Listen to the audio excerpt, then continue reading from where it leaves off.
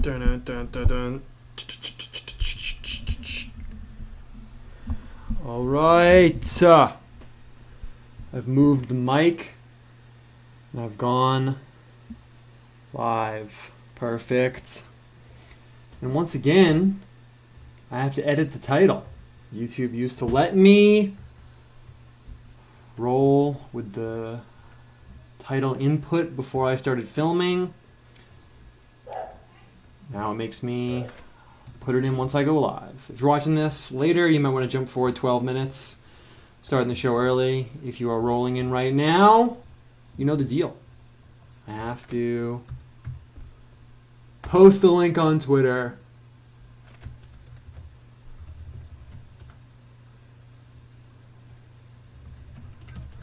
Sometimes I think, you know, should I make the title not just a crazy amalgamation of terms that kind of relate to what we're doing so people can search for it and find it if they're interested in topics that we cover? And then I think, no, I'm not going to do that. Episode 23. All right, perfect. Got the new title. Now we got to go to YouTube and get that link really quick. YouTube is suggesting I watch Charlie Kirk right now. It's absolutely not going to happen under any circumstances.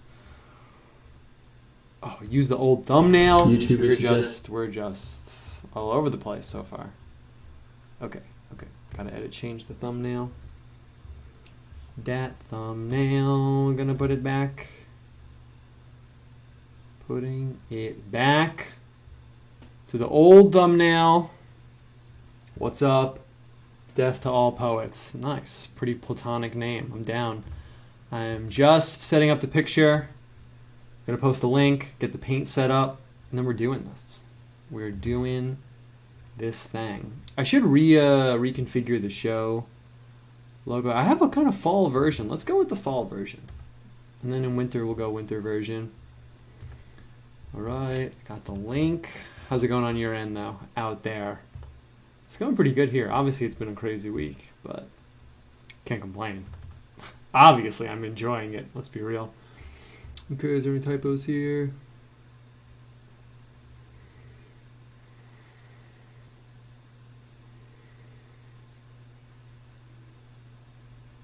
I'm not going to put the name of the character in the tweet. People can come through if they want to watch. All right. We got people. Perfect. Why is there a shadow? Oh, it's because of the mic. I'll move the mic. We're going to take the, this is the warm-up. This is the pre-show, a little warm-up edition, get things going a little bit. You guys probably know how it is. Throw my gloves on. Pull up the chat. Bruh. Philiprori said. Bruh. Okay. All right, I'm going to move my paints around, get my gloves on and stuff. But yeah, how are you guys doing? It's been interesting over here, obviously. I have been cracking out. We've officially reached cracking out status on the news, current events. I mean, we'll talk about it a little bit. It'll kind of naturally come up, but I mean, that's not why we're here. I've just been glued to my phone, man. I mean, the last 2 or 3 days, it's kind of slowed down a little bit. But after the election, literally I was just on my phone, scroll, new news, what's happening, what's going on. It's kind of died down a little bit. Not that it's died down, but it's kind of gotten to the point where I'm not aggressively fiending for an update every 2 seconds, which is tight. I'm going to move the mic over here so there might be some rustling. Yeah, it's way better. Cool. So I'm finally getting back in the swing of things. I feel like Halloween, it was kind of interesting because over in the studio life, I haven't done a show since a few days before Halloween, which now feels like a trillion years ago.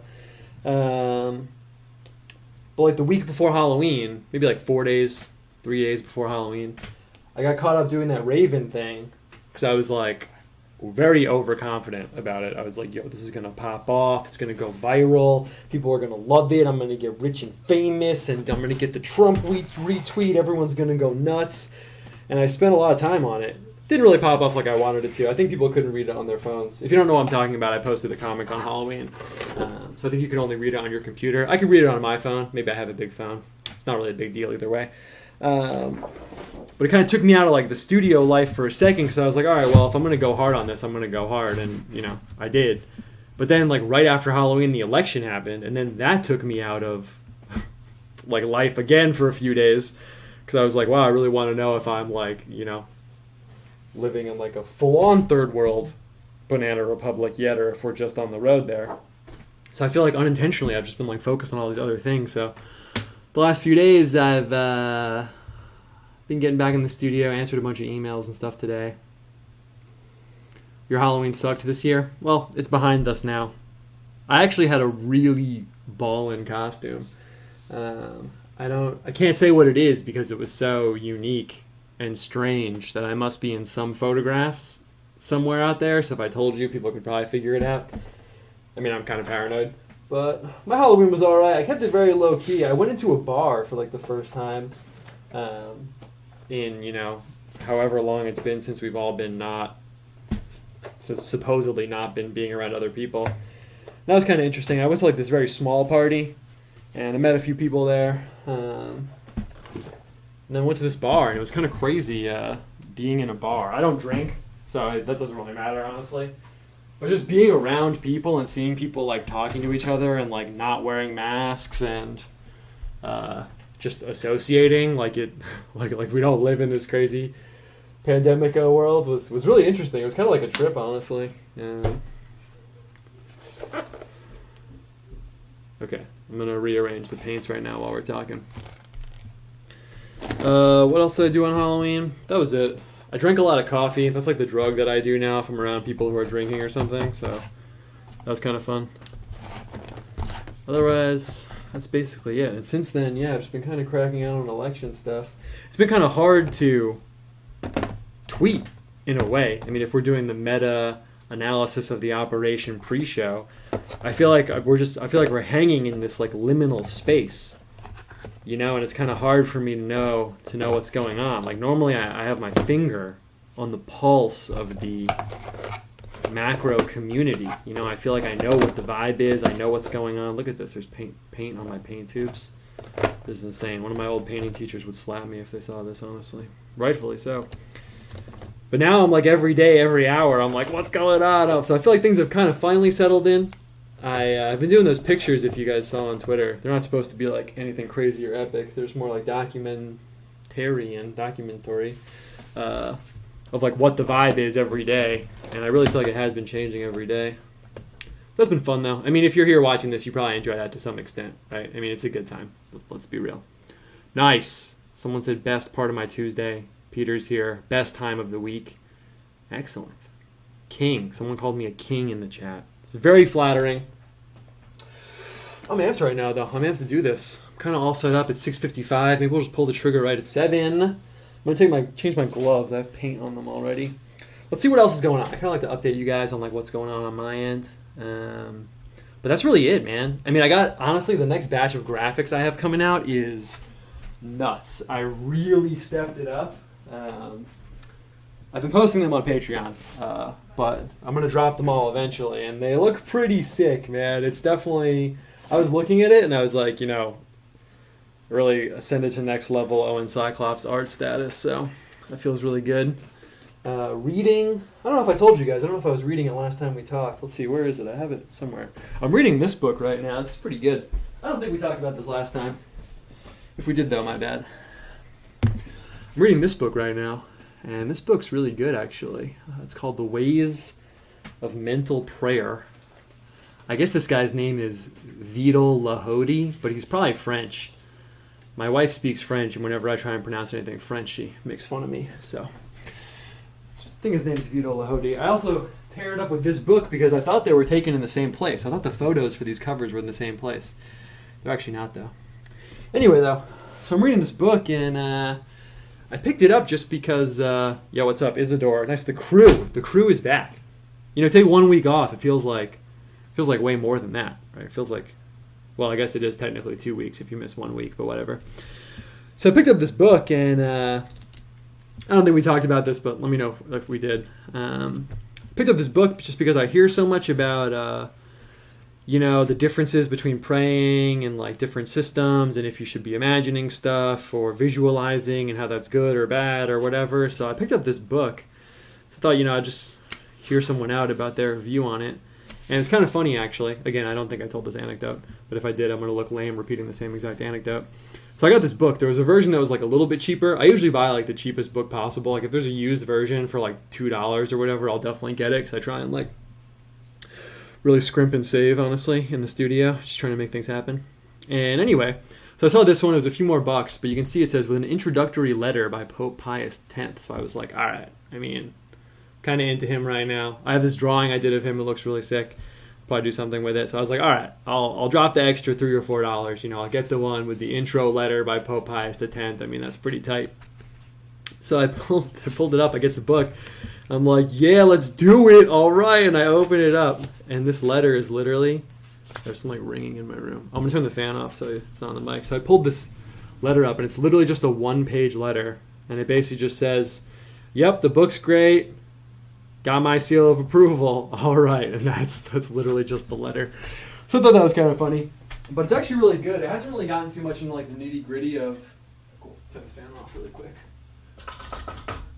Hasn't gotten too much into like the nitty gritty of, the specifics of like what he means by like mental prayer and things like that. But it's been pretty interesting. It's actually been kind of hard to read through because every time I read like one paragraph, I'm like, oh man, this would make a really good picture, and I start like sketching something out or drawing something out. So even though I'm reading it, I'm only on like page like 20 or something because I get through one page and I'm like, oh, this is perfect. I gotta draw this out or sketch this out or something. So that's what I've been reading along in the 10, 15 minutes. Yeah, he was a busy guy for sure. You can't play. What's he gonna write? Like, for the whole intro for the book? Probably not, right? So yeah, that's what I've been reading in the few minutes before sleep over here. Anything else going on? We got one more minute before we're going to pull the trigger on the show. Not really. I am just getting ready for Christmas stuff, man. I got so much going on. I don't know if I'm going to really pull it all together, honestly. I was sketching out the cover for the first year of comics compilation book that I want to do. That's pretty dope. I got frames. I got to order more frames, doing printing stuff. So it's busy over here, man. I think the last update I put on Patreon, I was like, damn, I did a lot the last week. So it's good. It's better to be busy than not busy. Oh, look at the time. Look at that time. Normally we wait a little longer, but I feel like we should just get into it. People are here. It's 7.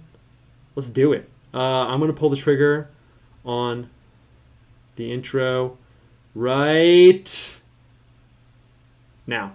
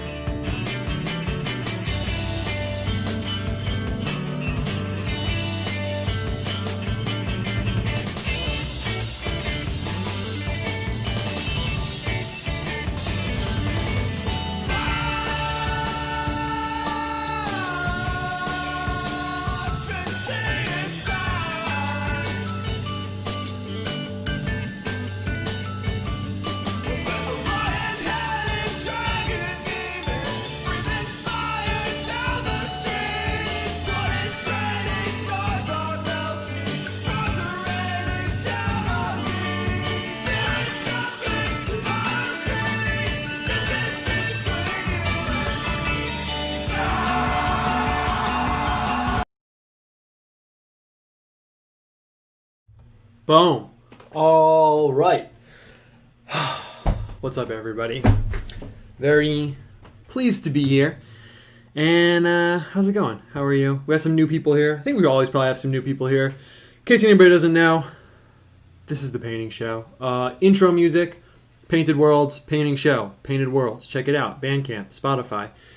He's a pretty cool guy, so check him out. Let me use the music for the show. And I also like him as a person, honestly, off the record. Anyway, though, we're here, and in case it's your first time here, basically the way we do this is I have a theme, kind of like a topic I want to hit, so I'm going to talk about it a little bit, jump in, start making the picture, and then eventually it kind of naturally segues into me just kind of frankly hanging out with you guys, see what's up in the chat. I have a lot of stuff I want to talk about. Maybe we'll get to it all. Maybe we won't. We'll see how it goes. And yeah, also just, this happens every week too. If you want me to see what you say in the chat, just like Seraphim just did, you have to put @ Cyclops. Otherwise, I'm not going to see it.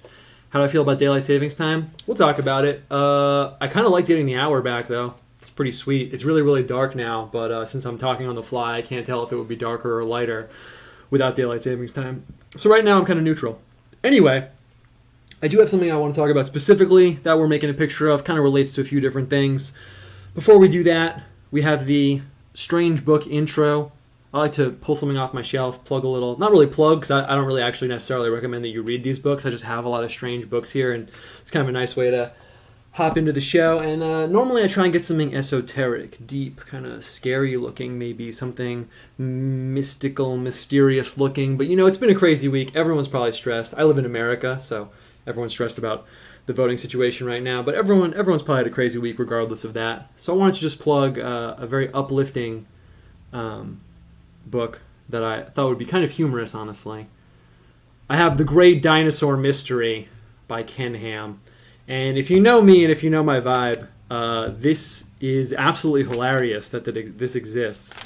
Because basically what this is it's kind of in the middle ground of two extremes where he doesn't take it far enough to say dinosaurs never existed, which is like kind of like, well, you could take that position as like a creationist, I guess. But he's like, no, dinosaurs existed, and the Bible kind of talks about them. So the whole book is him like fitting dinosaurs into the Bible and stuff, and it's just kind of like humorous. I don't really close off anything. So if you don't think dinosaurs are real or whatever, honestly, I'm totally open to it. But I find it kind of funny to go all the way to like the creationist point, which I'm down with. I mean, whatever, I don't care. And then be like, no, but actually dinosaurs were real too. Like, this is a dinosaur like dying in the flood. That's so epic. Look how good this is. I'm pretty sure this guy is affiliated. I mean, look, the planet labeled sin is getting destroyed. I mean, come on. It's actually kind of tight. I mean, it's kind of like in the uncanny valley for me. I suppose depending on how I was raised, my life could have like gone down this route. You know, if you really think about it, I kind of am that kind of guy. I think this guy is affiliated with the Creation Museum, which is in America in some way. I didn't like prep like anything to say about this. I just thought it was funny and grabbed it off my shelf. And humorously, I tweeted about it once a long time ago because I didn't want anyone to figure out who I am. But now it's been so long that there's probably no record of it. I did apply for a job at the Creation Museum in America one time. They needed someone to do art. And it was like the most epic job application ever, because it was like, they asked you all these questions like, how old do you think the Earth is? And one of the questions was like, how do you explain the existence of different human races, and how do you feel about that? Like filling out this job application. So ridiculous. Anyway, I thought this was kind of humorous. Maybe I should have like prepped something to go through it, but I just wanted to plug it a little bit. Anyway, like dinosaur bones under the Garden of Eden. I mean, it's just a good time. It's just a good time. But this has nothing to do with what we're going to do tonight. I just wanted to pull it off the shelf. What are we doing right now? Well, I want to jump into painting as soon as possible, but in case you haven't seen the show, we haven't actually done this for a little while because we've been doing like fall painting and different things like that. But normally, I pick part of the Bible or some theological thing, and we kind of jump into it and do a picture about that. So that is what we're going to do right now. And sometimes I pick up the Bible and like I read a part of it and kind of like explicate what I understand about it. But sometimes I get caught up because I'm giving you the meta running the show thing. You know, I don't want to end up like accidentally lecturing for like 20 minutes or something about, frankly, something I'm not really equipped to lecture about. So I'll just kind of draw out what I was thinking and who we're making a picture of right now, and then we'll just kind of hop in. I kind of know what we're going to get going, but I also left a little bit of it unfinished in my mind so we could just kind of make it happen live. So let's do it. And really quickly, so, you know, one thing that I've actually really enjoyed about running the show here so far is like, I feel like a lot of people, you know, because we I don't know what country you're in. You're probably in America though, because we're in a culture where you're like kind of supposed to know about Christian stuff, even though people really don't. I feel like it's almost like kind of taboo to ask like really, really basic questions about the Bible. And I feel like in most people's minds, even if they wouldn't admit it, I mean, this was 100% the case for me. It's almost like the Bible is like this infinite sea of like an infinite number of scenes and an infinite number of characters. And then sometimes someone will be like, oh, well, King XYZ in this part of the Bible, and in your mind it's just floating in this like infinite sea. That's how it was for me for a really, really, really long time. And especially doing the show, we've been doing it for a while now, but even before that, doing research and stuff, I kind of gotten to this point where instead of like an infinite sea, it's just like a big fuzzy movie, which is better. So I can kind of tell where things fit in, but I always want to, I'm sure some people watching the show haven't like spent a ton of time like researching it and going into it and stuff like that. So really quick, I'm going to just drop us in to a part of the Bible. I'm going to kind of sketch while I'm talking. I haven't done that before, but I thought it would be cool. And just my little overview. So whenever I talk about anything theological or Bible style, I have to qualify. I'm literally just a painter, so you shouldn't take anything I say as factual or anything. I'm literally just a guy with no authority to be talking about this whatsoever, but I run a painting show about it, so it kind of happens sometimes. Anyway, though, so last time we were really hardcore in the Bible story. We were in the book of Numbers. And really quick, I just want to I didn't want to drop us into, like I said, that infinite kind of gray sea. And I was also thinking about this before. In my mind, it's really easy to kind of remember the whole Bible story and everything, thinking about it in terms of one cohesive narrative, which of course it is, but most people don't think about it that way. For me, this is just like my view of it. I'm not going to caveat everything I say. Like, this is just my view, so that's the last time I'm going to say it. As God trying to establish his relationship with people, and that relationship existing in these bigger and bigger spheres as you go through the story of the Old Testament. So that's kind of how I like remember it and how I think of what's going on. What I mean by that is, Genesis, they're literally in like a little garden together. Doesn't really work out. They leave the garden, and then you have kind of like the family situation. You have like Adam and Eve, and then Cain and Abel, and that doesn't work out, and the story of Joseph getting sold into Egypt. So we have just a couple, just two people, Adam and Eve. Doesn't work. Then we have the family situation. That doesn't work. And then we kind of have sort of like a nation-y thing going on when they're in Egypt. Doesn't really work that way either. So they leave Egypt, and then they're in the book of Numbers. That's the Exodus. They literally leave Egypt. And then the book of Numbers, it's called Numbers because they do a census. So I think of this as almost like military squads. Like we're in encampments, so it's bigger than a family now. We went from couple to family to kind of like squads, like a big army crew. They're going through the book of Numbers, and they're on their way to the promised land. This is kind of like where we were when we did those Balaam paintings, and we did a few paintings about the book of Numbers if you've been watching the show the whole time. And then we kind of left off. So book of Numbers, they eventually get to the promised land, and it doesn't really go so well there. I mean, it goes all right, I guess. But so we'll put a ... And then there's the book of Judges. And this is actually where I thought that we would do the show tonight. In Judges, basically, it's pretty dark, and in my view, my simplified view of it, it's, these leaders that come up. They're not really like judges, like, Judge Judy or something. They're more like... I don't know, what's like in between like a warlord or like a mini king. They're not really kings. They're sort of like city-statey.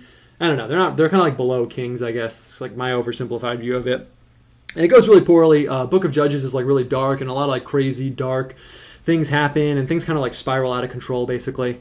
So I thought we would go here because I was thinking, election power is on people's minds and stuff, but I was like, it's kind of dark. We're not going to do that, so let's just skip this. So we did couple, family, army. Now we have sort of like a city-statey, nation-y kind of thing. And then finally we get to where we're going to come into it.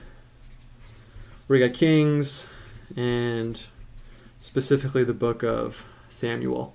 So then basically the people are like, let's have a king. Let's get a king going on. So we're in the book of Kings, book of Samuel, that sort of era over here. And I wanted to specifically talk about King David. So I just wanted to put us into the story. I think that was worth a minute or two.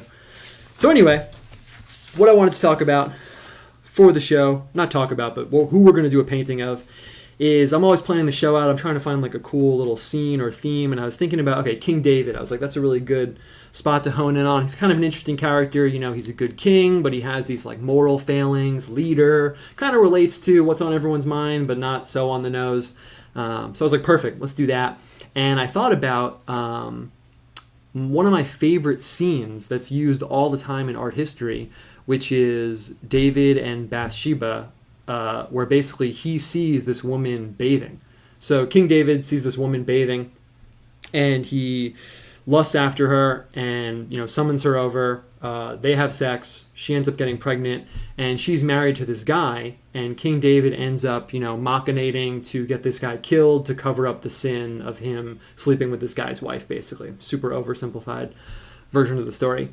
And within the story, there's this really interesting character who's the prophet Nathan. And he's like this super minor character in the Bible in a way, I guess. You know, he plays into this major story, but there's not that much about him.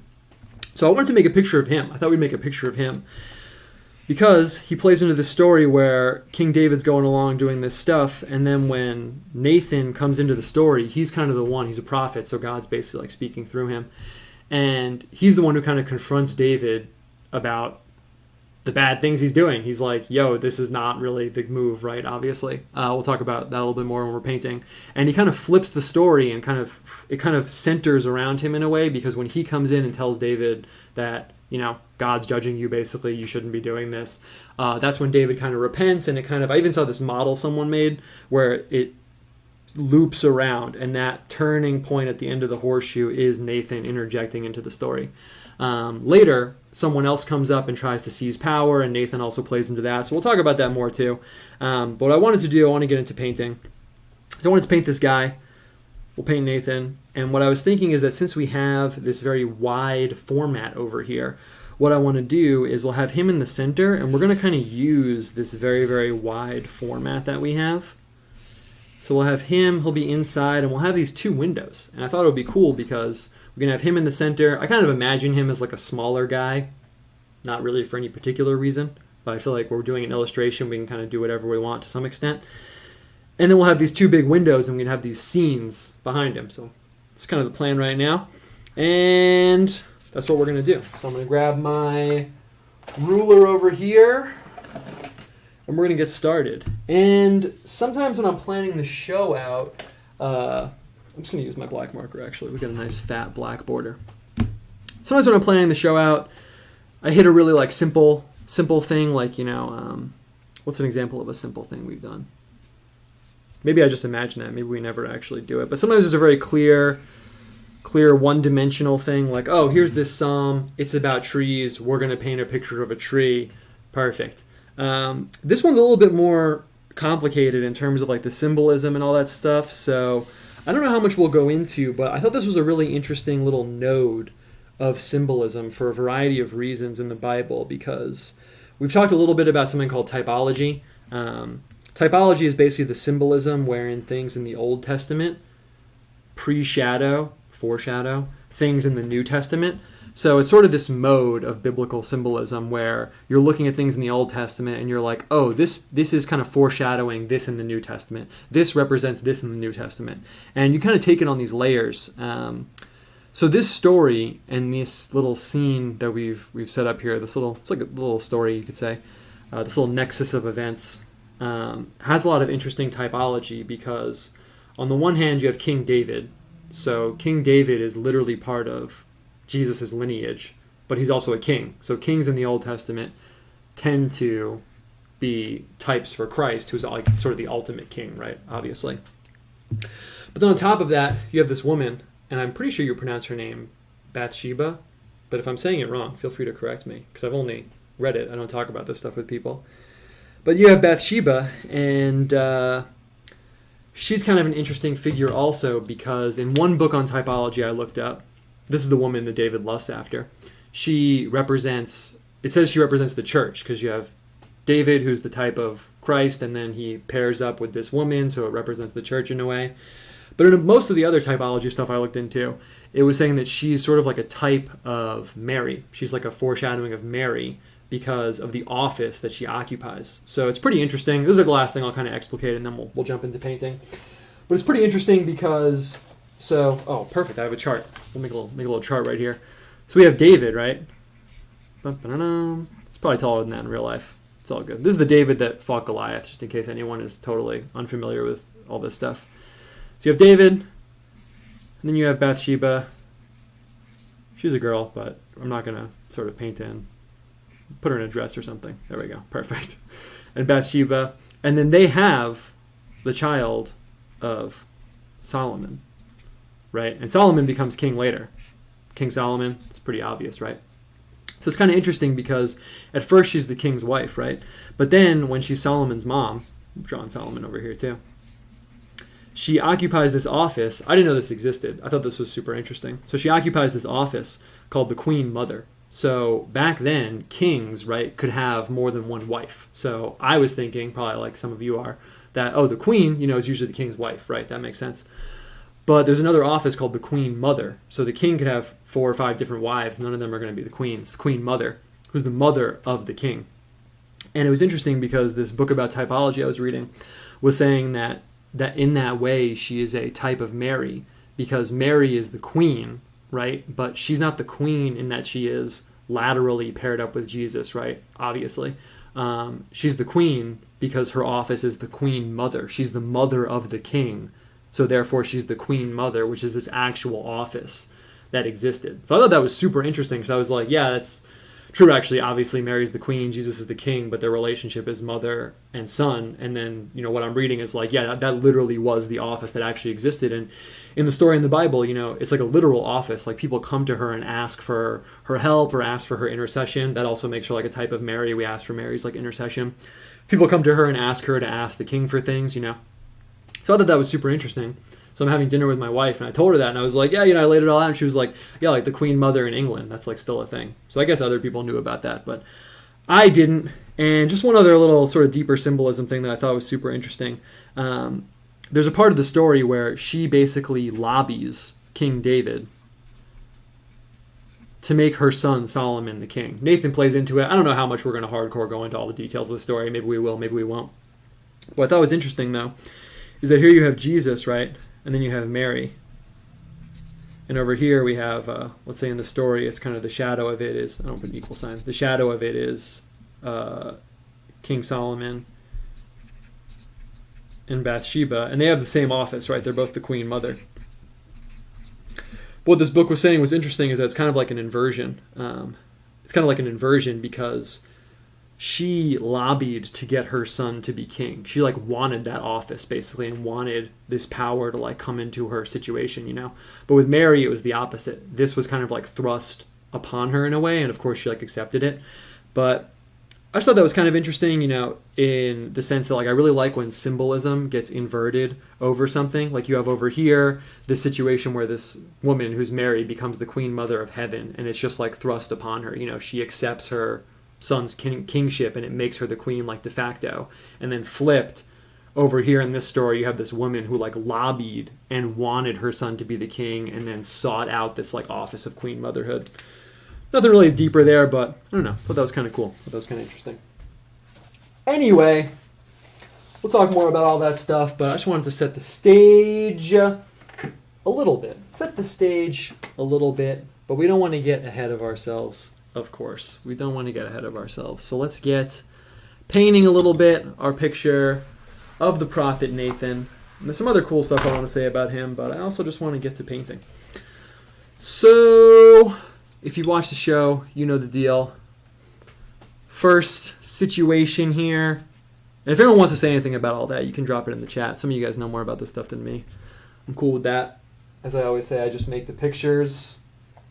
So that's how it is. And if you watch the show, you know the real first situation is deciding what color we're going to start with right now. And I'm really feeling, even though we're not going to make it like full fall style, I'm really feeling the November colors in my life right now. I go for a walk outside and I'm just constantly, I'm in awe. I'm in awe, to be honest with you, of the November colors. I was waiting for the fall season to hit me. I was waiting through September, got through October, and I was like, where is it? But once it became November, I was looking at this dead tree the other day. I was literally just walking my dog, and I saw this dead tree. And it was just brown against like the gray sky, and I was like, yes, that's the energy I was looking for. So we're going to start with brown. Normally I go maximum blown out colors all the time, but we're going to start with brown.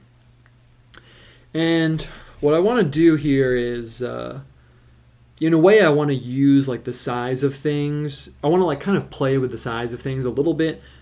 Typically, you know, in medieval artwork, medieval from all over the world, could be, you know, pretty much anywhere in this time period. Let's say like, you know, even way pre-medieval, maybe like 400 AD, earlier than that, all the way up to like the Renaissance, let's say.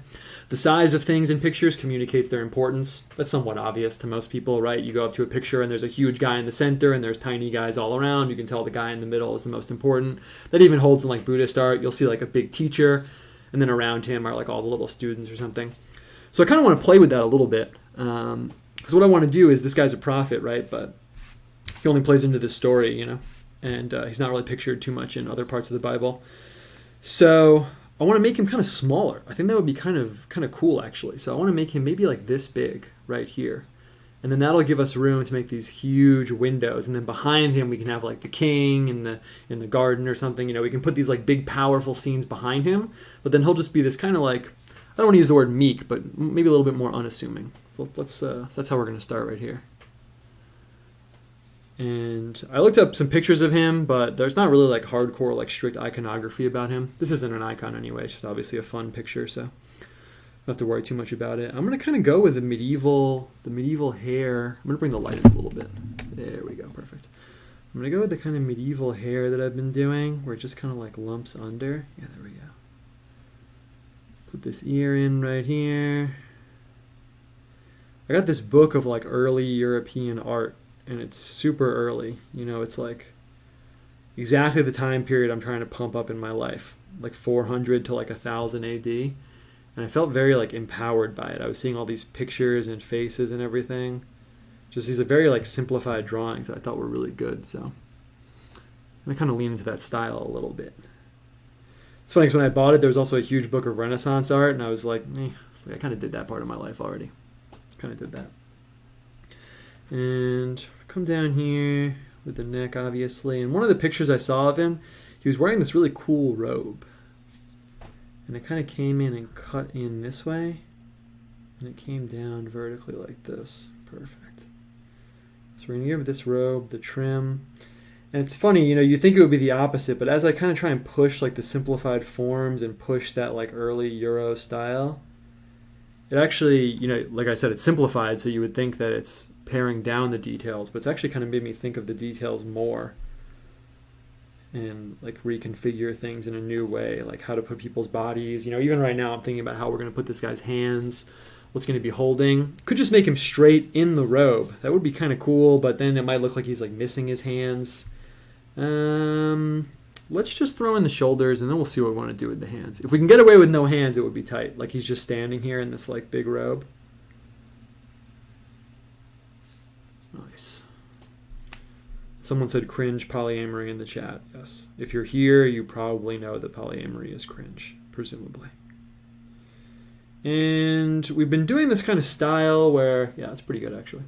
We've been doing this kind of style where we kind of only use like one color on each item in the picture, but I want to push that a little bit. I don't want to get too comfortable and like stagnate. So what I'm going to do right now is I'm going to pull out some of the color in his hair, and we'll just loosen that up. Yeah, this is perfect. We'll just kind of loosen it up. I'm trying to push the watercolor texture more out here. Come back over here, kind of pull out some of the lines. The paint I'm using is water soluble, so it's kind of tight because I can just pull it out from the lines a little bit. And then now that I have this wet in here a little bit, yeah, more will come out. I'm actually going to come back and put a little more over here. Try and push like the shading a little bit on this picture. That looks tight already. Yeah, nice. Cool. So come in here. Yeah, that looks great. Nice. Let's kind of push the interesting like texture and stuff, you know? And then on the robe, what I want to do is I want to just lay down. Let's do it this way. I want to grab another color, something a little attention grabbing, but not too bright, because he's going to be like browns, warm brown. So I'm going to use Venetian red. This is the Pompeii red color. So I'm going to use Venetian red right now. I need to order a new Venetian red. You can see I'm struggling to get it out. Boom. So I got this kind of like red clay, earthy color. And what I'm going to do right now is I'm going to pull out the browns. I should use a bigger brush, but I'm just not going to. I'm going to pull it up. So I'm wetting the middle, And then I'm going to pull the color out and kind of just see what kind of shading and stuff I can get on his robe. And then I'll use that red that I just took out over there to kind of lay down a pattern over this. We'll put in some like little like kind of medieval style roses or something. Low key, one thing we're going to be working with right here is there's this kind of like, I guess it's kind of a Renaissance trope, but when European artists would make Bible scenes, they would kind of just use like whatever style was around them in the moment, like European style and all that stuff. And I always thought it was kind of a funny juxtaposition. We're kind of going to do that right now. There are even pictures like during the Renaissance where someone will do, what's a funny one? Someone will do a picture like, oh, the Last Supper. There's a really good Last Supper. I think it's by this guy named Tintoretto. So it's the Last Supper, right? Oh, I can't stop because it's wet. There's this Last Supper. And the whole picture, there's like a tiny table right here with like Jesus and then the apostles.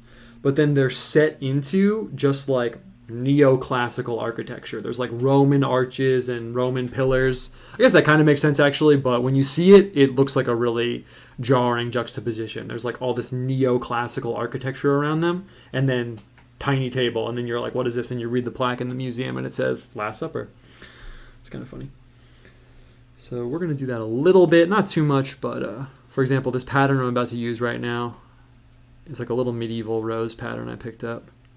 I actually got this from an architecture situation. I was watching something and they were like painting a house medieval style, and she put this. It's going to be kind of wet, so I don't know how this is going to look, but we're just going to go for it. Ooh, it's very wet. Let's see. I guess we'll wait for it to dry a little bit. Normally I would lean into something like that. This will probably actually look kind of cool. Yeah, that's fine. Normally I would lean into something like that, but I want his robe to not... I want it to kind of look expensive. I don't want it to look like too cheap, you know? So I feel like if I lean in too hard with the flowing kind of like bleedy colors, it'll just make it look like kind of a mistake. So I don't want that. And I'm breaking a rule with watercolors where I went back in, but actually it's kind of good. That kind of played out in my favor. Trim in the middle. I'll drop down some of this red in the middle while we're waiting. I'm going to start at the bottom down here. How's that look? Yeah, perfect. Almost like velvety. Sort of like a clay red color. Perfect. Nathan's kind of an interesting character too, because obviously, you know, I have to straddle the line between... I'm like a Christian esoteric guy, you know. I enjoy esoteric and weird stuff. That's kind of how I am and kind of how I'll always be. And there's a really cool category of books. I don't know what to call it. It has a special name. But they're books that are referenced in the Bible, but that we don't have anymore. So I guess it's like pseudo... I forget what the word is. There's a special term that's like an amalgamation of like... These books are real and technically kind of canonical because they're found in the canons, but we don't have them anymore. It's like what the term means. So there's books like that in the Bible where the Bible will say like, oh, hey, have you read the book of X, you know, or something like that? Like, oh, it's contained in the book of X, but we don't have the book of X anymore. I think that's kind of like really fascinating in a way because it's almost like the book is like kind of sanctioned in that way because it's in the Bible, but now it doesn't exist anymore. So if you're taking like a fully theological perspective, that would mean that in some sense, like God saw fit to like not have it preserved, which is also like kind of an interesting can of worms to unpack. And Nathan has one of those books. There's some part in Samuel where it says like, oh, you know, the acts of this king, I think it's King David, are recorded in the book of Nathan or something like that, and we don't have that book anymore. So it's kind of interesting. Gives it a little esoteric flavor, esoteric in the literal sense. We're shading this little shadow down here. Yeah, that looks good. Oh, picked up the red. Dude, honestly, the best thing about using watercolors is when you get these little like accidents, when it starts to like pick stuff up like that. It's the best. I'll bring the camera down a little bit. Just a little better. Cool. Got a paint in his face. So I'm going to go... I've been liking this look where for like prophets and serious people, I'm just going to kind of paint in their eyes almost like they're shut. Kind of like he's thinking. Yeah, perfect. That's exactly the look that I wanted. Perfect. Nice. We'll put in the nose too. Pretty good. I kind of don't want to put in the mouth, but if I don't want to, I'm not going to. Someone tagged me. Don't want to be annoying, but I think the painting you're thinking of is by a guy named Panini, not Tintoretto. That's not annoying. We need to up the painting pedantery as much as possible on the show. So that's great. If you're correct, I'm down. Actually, I think you're right, because it's not a Tintoretto style painting now that I'm thinking about it. It's actually way more like tight and controlled. So you're probably right, actually. Especially if you looked it up, you're right. Okay. So let's see. Okay, that looks good. This is a really good start. I really like that, actually. So now I want to throw down the windows. What I'm going to try and push a little bit while we're doing this is, ideally, you kind of want the painting to develop like a Polaroid, where things, where it's not like, boom, this part's done, boom, this part's done, boom, this part's done. You want it to kind of, develop like all together. So I'm trying to make that happen a little bit. I was tempted to throw the windows down in indigo, but let's, I really can't tell. Let's use a different brown. We'll use burnt sienna. Once again, just so you guys can sound cool, talking about pigments and stuff, there's two browns, sienna and umber. There's burnt sienna, raw sienna, burnt umber, and raw umber. And the burns are red. Burnt, like fire, makes things red, so we use burnt umber for the lines on this guy right here, and we're going to use burnt sienna, burnt umber, we're going to use burnt sienna. You can see the difference actually right here. They're quite different. I'm just going to throw down these window shapes. I know that in the left over here, we're gonna make it. So I want to make sure this line is straight. So hold up one second.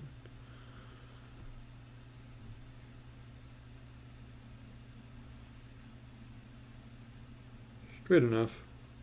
And while I'm here, I'll just do the other one too. Perfect. Straight enough. You just don't want it to be like comically unstraight. So I know that in this window over here, we're gonna put some kind of David and Bathsheba scene. And let's see, how do I want to make the windows? I'm going to make them kind of arched. I'm going to make them almost like nave windows. So we're going to come up. I'm making them as big as possible so we have enough room. Boom, perfect. So he's like inside thinking about stuff. I guess this kind of windows are going to make it kind of look like a church, but whatever.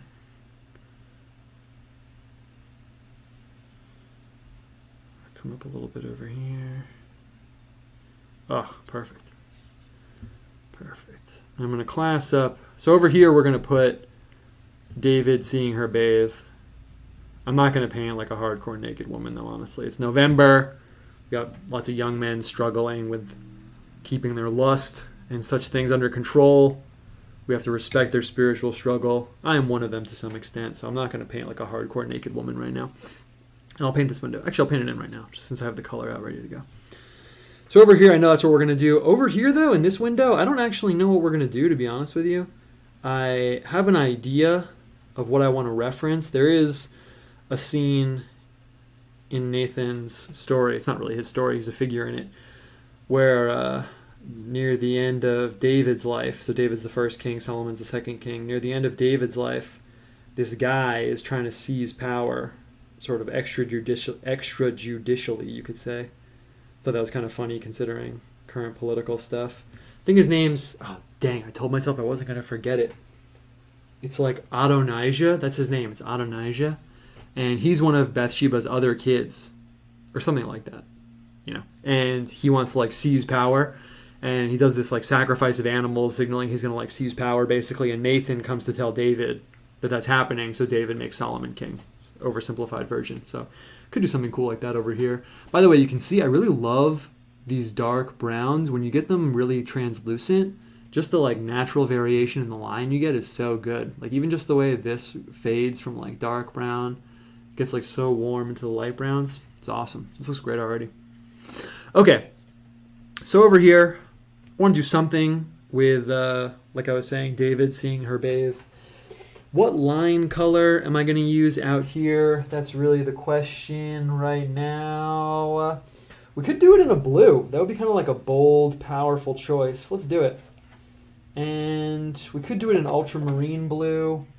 I'm just trying to think if there's any like really November-y, wintry color, but let's not chain ourselves to that too much. Let's use ultramarine. Haven't really done that too much. Or should we make it green because they're outside? Let's do that. We've never done that on the show. We'll use Viridian. This is a dark green. The thing about this green is that it's very, very, very transparent. So, can't tell. Should we use... Can't really tell which way to go here. Let's do the buildings. There'll be some buildings. Let's do the buildings in this dark blue, and then there'll be some greenery and stuff naturally there outside. We'll do that in the Viridian. The only reason I ease back from the Viridian a little bit is that this is a hyper transparent color. It's really, really, really transparent.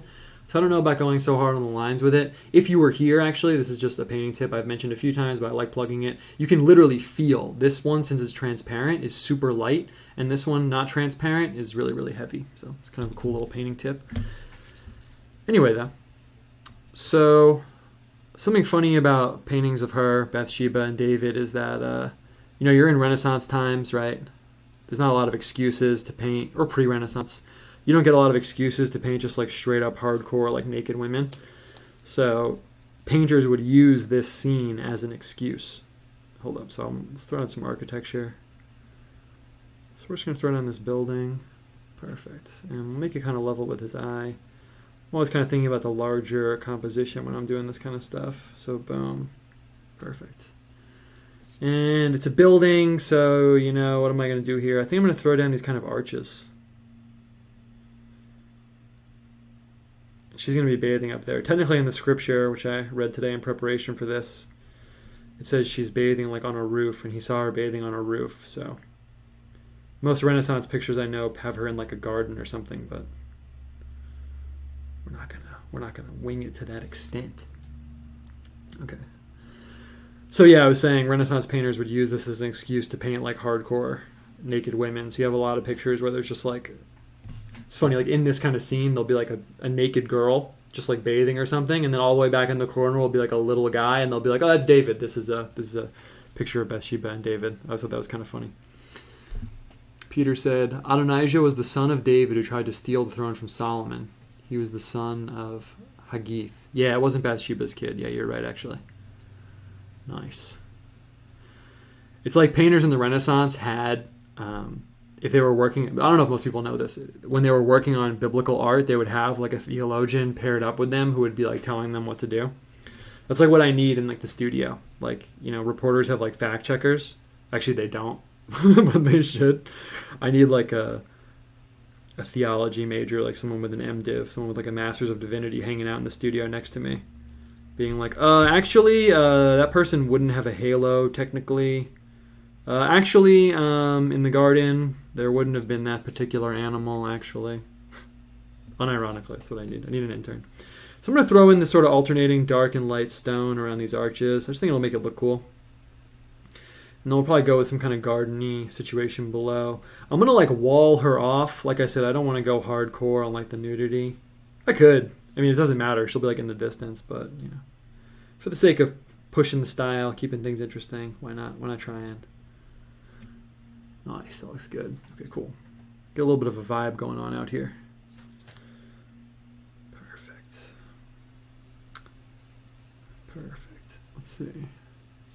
Yeah, Adonijah means the Lord is God. Yeah, it's a little redundant, but it is cool. It's kind of cool when you parse out what all the different like biblical names mean, like when they end in like EL, and you can start to like break them down and like figure it out. Anyway, so I'm going to put some wall up here, make her bathing, and put some kind of like lush garden-y situation going on around out here. Perfect. Throw down these stones. Perfect. And yeah, I really like the natural variation. It almost makes it look kind of like sun-drenched or something out here. That's perfect. And then we'll put him, well, maybe we'll put him in a different like color building. Okay, so let's figure out how we want to throw her down out here, actually. I kind of am feeling like my inclination is, I'm going to throw down some kind of like fencey thing. Maybe she's like bathing behind a fence, and he can like see her by virtue of his angle. That's what we'll do. We'll put him up like super high because he's the king, obviously. So he'll be like in some window. He'll be like a tiny little like lump person like up here or something. Throw down this fence. Is it too light? It's a little bit too light. Come down over here. Perfect. Perfect. Peter has rejected the job of being professional actually guy. All right. I'll go to the local college and get an intern. No pay. So we'll throw her down in here. I wish there was some middle ground between like a halo and like, you know, not having a halo, because I wouldn't give her like a halo necessarily. but I like some like aura for like Bible characters. We can give her like an aura, like an ambiguous glow. An ambiguous glow. And we'll do her in a different color besides blue. I want her to like stand out. So I guess that means I could do it in a different blue. I could do her in orange, dark orange. That's kind of a dope idea, but you might not be able to tell what she is. Let's see, how am I going to put her in? Maybe I'll just do her top. We can handle some breasts on the stream, I think. So we'll put her in, and then that's a nice compromise with reality. That's what we're going to do. And we'll put her down. I think this orange might be dark enough, but I might mix it with the brown a little bit because I want her to stand out against the blue. In case you guys don't know about color theory, some of you guys know, some of you guys probably don't. Blue and orange are opposites on the color wheel. That makes them complementary colors. So blue and orange basically means they complement each other technically in color theory. So let's see, I'm going to grab this brown. I'm actually going to even grab some of this brown. I just want to like dull this orange a little bit to make it a little bit more of like a line color I can use for lines. This is cadmium orange. It's also a really warm color, so that'll be good. Okay, and I don't want her height to look like comical. It's kind of what I'm worried about, but I think it'll be fine. Let's just go for it. Let's put her in profile. Yeah, I'm going to raise her hair. I'm really winging this right now. Let's put her ear in. Oh, she's going to be a little too big. It's okay, though. I'll tease the orange out into like the halo. Okay, so we'll put perfect. I might need to fix it a little bit, but it's okay for now. And we'll just kind of come down here. Okay, we can take that for sure. We'll give her this hair. The hair is gonna save it. Yeah, so right. Wow, such a good art call. Perfect. Just kind of ambiguous little female character out there. And I'm going to grab the straight orange. Throw down one of these eyes. Perfect. Yeah, she's pretty tiny, but it'll look dope in the overall scene. It'll look good in the overall scene. I'm going to tease out her hair a little bit. Bring the camera down a little bit. Cool. I'm going to give her this hair. I think I'll have to pick up her hair to make it not so dark. Although I guess maybe she would have had dark hair. Who knows? Perfect. She's kind of bathing. I guess we kind of unintentionally made her in like a hot tub or something. And I want to get the contrast up on her, like so she has some variation. So I'm just going to actually come back in. Yeah, that was perfect. Wow, what a clutch move. And just pick up some of this color. So she has some like variation, kind of drawing attention to her. That's perfect, actually. I actually really like that a lot. Okay. Perfect.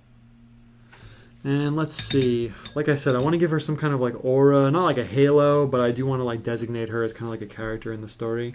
I'm going to shade up into these alternating panels right here on this. I guess this kind of became sort of like a bathing tub or something, but yeah. And I'll come back in and I'll make it so it's not so high contrast. Having every other one be like that is not ideal, so I'll come back in, and when I shade the other ones in, then they'll look like they're alternating. Perfect. It's perfect for now. I gotta shade this in too. We gotta shade in this like area down here. Someone said Epstein's temple. It's really funny, actually.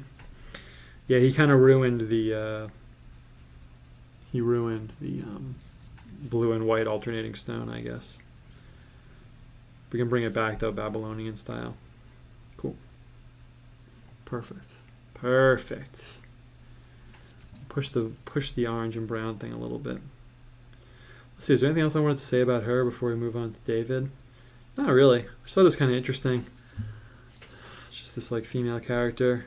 I thought it was interesting because she's not really painted as like unvirtuous so much. Maybe she is. I really couldn't tell, honestly. I couldn't really tell what I was supposed to think about her morality when I was going through it, because I guess David's the king, and if the king like invites you to his chambers and wants to, you know, make X, Y, and Z happen, I mean, what can you really do about it back then?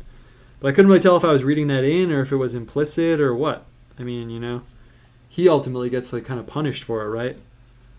I guess she does too, but not really. I don't know. I really couldn't tell what I was supposed to think about her morality in the situation. You know, her husband was like out at war, right? And then she hooks up with the king, and then he tries to cover it up. And it's actually kind of funny. There's a part where when he comes back, he tries to make it so they sleep together, so that when she has a kid, he'll just think that, you know, it was his kid, but he ends up not being able to sleep with her because there's like some rule where he's like a soldier who's actively like deployed, so he ends up like not being able to sleep with her. So then David's like, all right, we'll just kill him. There you go. And let's see. I'm gonna see if I can get away with like kind of just like a little glow around her. Like I said, I don't want it to be like a full-on halo, just a glow. I mean, she is part of like Christ's like lineage, right? So you can give her a glow, just a little glow. Maybe too much. I'm going to throw this down quickly, and then I'm going to pick it up with the paper towel. It looks kind of dope, actually. But we need to tone it down like 80%.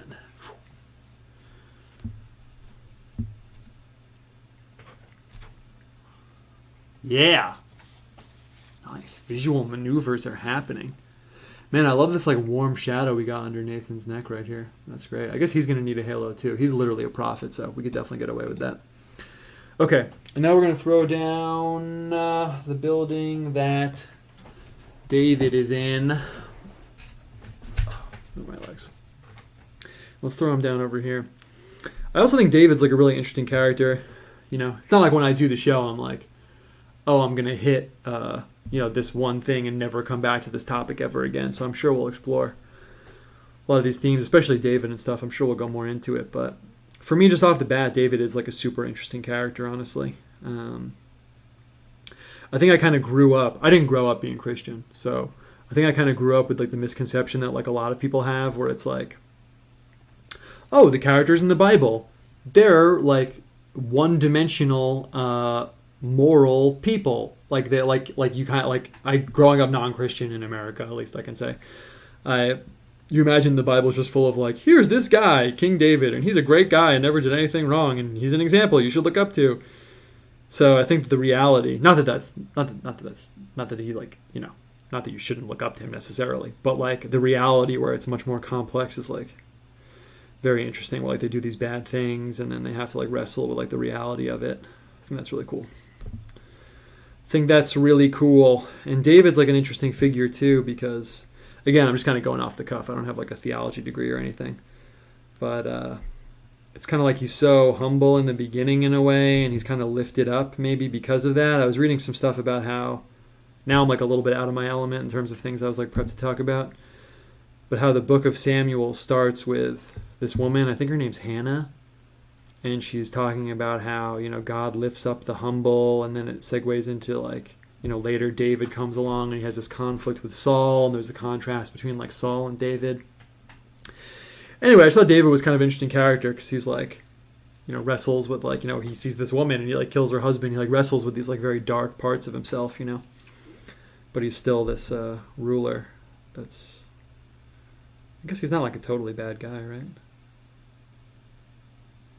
Boom. I haven't fully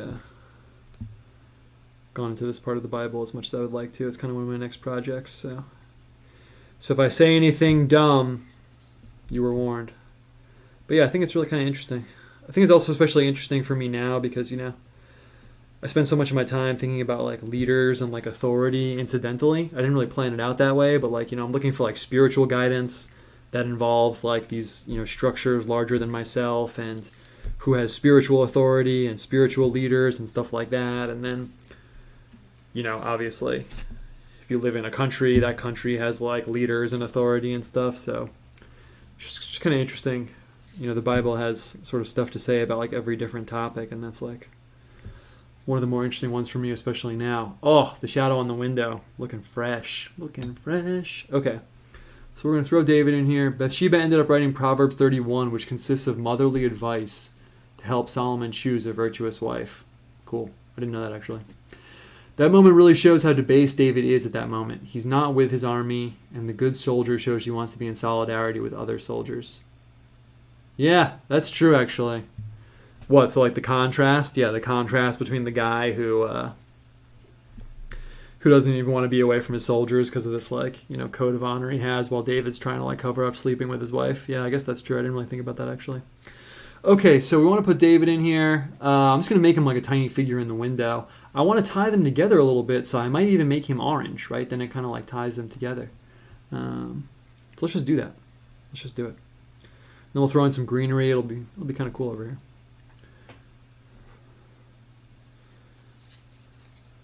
As I'm doing the show, I'm also learning to not get sucked into like little details. So I'm trying to not get stuck in like this tiny window. But I'm just going to throw him in with the head. And then kind of just give him the body. Give him the little frame body over here.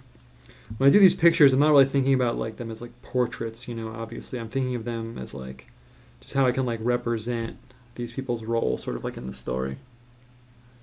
So he's just like a tiny little figure over here. Put the eyes in. Maybe actually, you know, I really don't like those eyes, and I was just thinking, you know what I'm going to do? I might even make his face like in shadow. That's kind of really tight, actually. Yeah, we'll make him like in shadow. That's sick, because he's also like in this moment. I mean, this doesn't look good right now, but it will in a second. Just hold on. We'll make him like in shadow.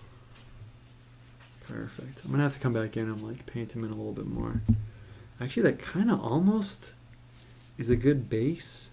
It's funny, you know, you can see when I'm doing this right now, it's funny because it's these little tiny things that catch you up in the painting. Like, just, oh, how can I have this like figure in the back just like effortlessly in shadow without having it look like a mess? But I think we can do it. Let's see. Maybe I'll dry up this part of his face a little bit. Yeah, we're almost there. Almost. You know what I'm going to do is I'm going to pull some of the blue from the back. I really should wait so it's not wet, but sometimes we do dumb things, and that's what we're going to do right now. I'm going to try and pull the colors from the back. Because maybe he could just be like in this smoky, kind of like dark back situation over here. I'm going to dry it up a little bit. If it ends up looking whack, I can always just come back and put the lines over it. Oh, I dried it up too much. Let's see, I might leave this and then come back to it when it's not as wet. But I kind of don't want to. It feels like admitting defeat.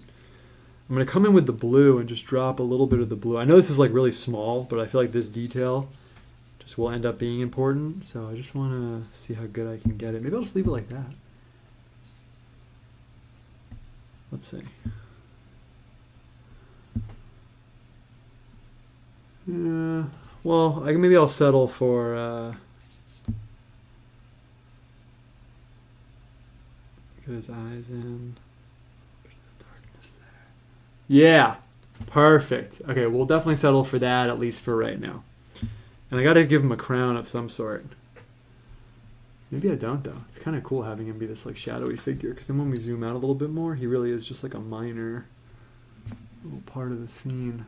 I don't know. I'm going back and forth on it. I kind of like it a little bit. At the same time, I feel like it's not defined enough. Yeah, this is the move. I'm going to come in with the brown. Oh, I just have to stop. I have to leave it. Okay, perfect. We're leaving it. That's it. Okay.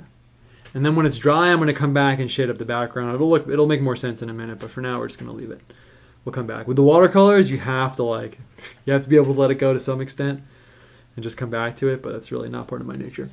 Okay, someone said, painting technique question. Do you hold your hand above the canvas or do you rest your wrist on the canvas while painting? Yeah, actually, I do rest my hand on the paper. You'd probably think that I wouldn't. Also, just to be pedantic, just because, you know, if you watch the show a lot, I want you to be able to talk about art and, you know the lingo and stuff. Technically, you wouldn't say this is a canvas. I'm actually working on paper. So it actually is paper. Just so you know, like people, there's a lot of like art terms where it's like unnecessary, but you know, it kind of makes sense to like pick it up after a while. Like people always say like I'll mail people a print. Someone will order a print from me, and they'll be like, "Oh, I love the painting," and I'm like, "It's not a painting, it's a print." And I feel like a dick, but I also don't want to like mislead them. And they're like, "Oh yeah, I know."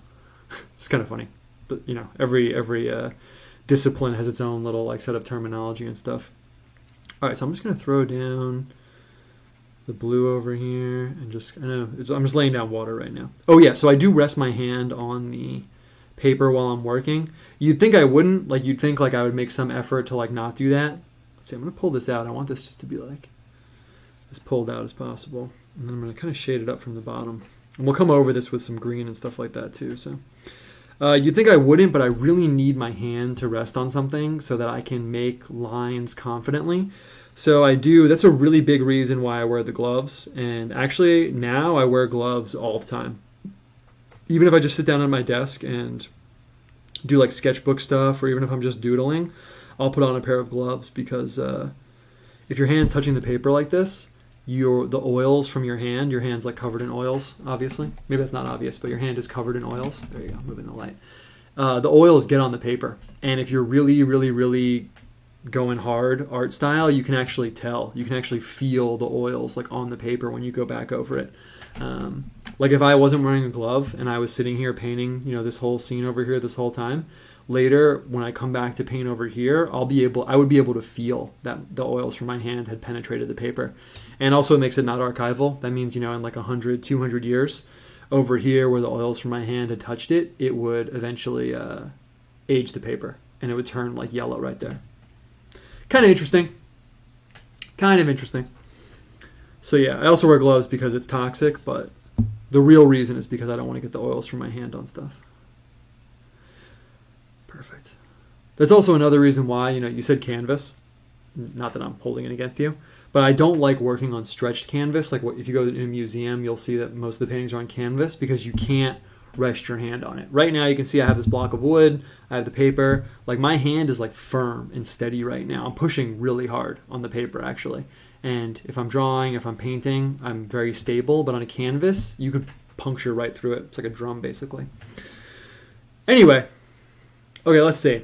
So let's keep it moving. What pace are we? We're on a good pace, but we need to pick it up actually quite a bit. It always happens. The first like 30 minutes of the show, I get sucked into like some tiny details, and then I'm like, all right, let's move it. So we're gonna press the accelerator. If we've been going 30 miles an hour, we're gonna start going 50. Let's pick it up a little bit. Okay, so I'm gonna throw down some greenery and stuff out here. I think there's obviously some visual allegory for like David seeing like a sexy young woman, and then you know their Renaissance painters always put them in like a garden or something like that. So pretty obvious visual metaphors and stuff there. We're not going to go into it too much, but I'm just going to throw down some greenery. And let's see, since we're trying to pick up the speed a little bit, I'm just going to throw it down. Maybe we'll throw some like dark trees coming up behind them. It'll be cool. I was thinking in the front, I don't know if we'll get to it, but down here in the front, I was thinking that, it looks good with the shading. I was thinking that we'd maybe get some symbols of like that relate to like prophets and like prophecy and stuff like that. Even though this is a picture, it's kind of a picture of like how Nathan like fits into these stories and stuff, but just the office of like prophet and like prophets in general are obviously something I find really interesting. I know for almost like maybe like 2 months or a few weeks before we did like prophetic dreams and prophets and stuff like that, but we didn't really go into like the characters too much of like who they are and stuff. I actually have a book that I recommend people a lot called On Christian Mysticism by W.R. Ing. His last name's I-N-G. Recommend it to people all the time. It's a really good exposition of Christian mysticism. He's Protestant, so you know you have to deal with that. It's a friendly joke if you're here in Protestant. But it's a great book. But the point is that in the beginning, man, I'm loving See, so I mentioned before, this color Viridian is a very, very transparent color. So you can see that gives us advantages and like disadvantages. One of the advantages is that the transparent colors really like let their character out really, really easily. So you can see here, I didn't really even have to do anything, and just boom, the green, since it is naturally transparent, it naturally gives itself up to these like nice washes and stuff. Whereas this color, I could have done it a little bit better, but you can see it's just not really the same deal exactly. I'm gonna throw down some more green behind them. Let's see, Peter said, for the David window, David Zahar bathing in the evening, so you could do a sunset. Oh yeah, that's definitely gonna happen right now. And let's see, I'll throw down one more behind her over here. I really never use this Viridian color, ever. I think I'm like kind of afraid of it, honestly, because it's so transparent. I like the opaque colors because I know what I'm working with, It's like you pick it up, you know how it's going to handle, you know how it's going to mix well with other colors. I'm going to pick this up a little bit here. Perfect. Nice. And I picked that up a little bit there so I could come down and drop it behind these other bushes.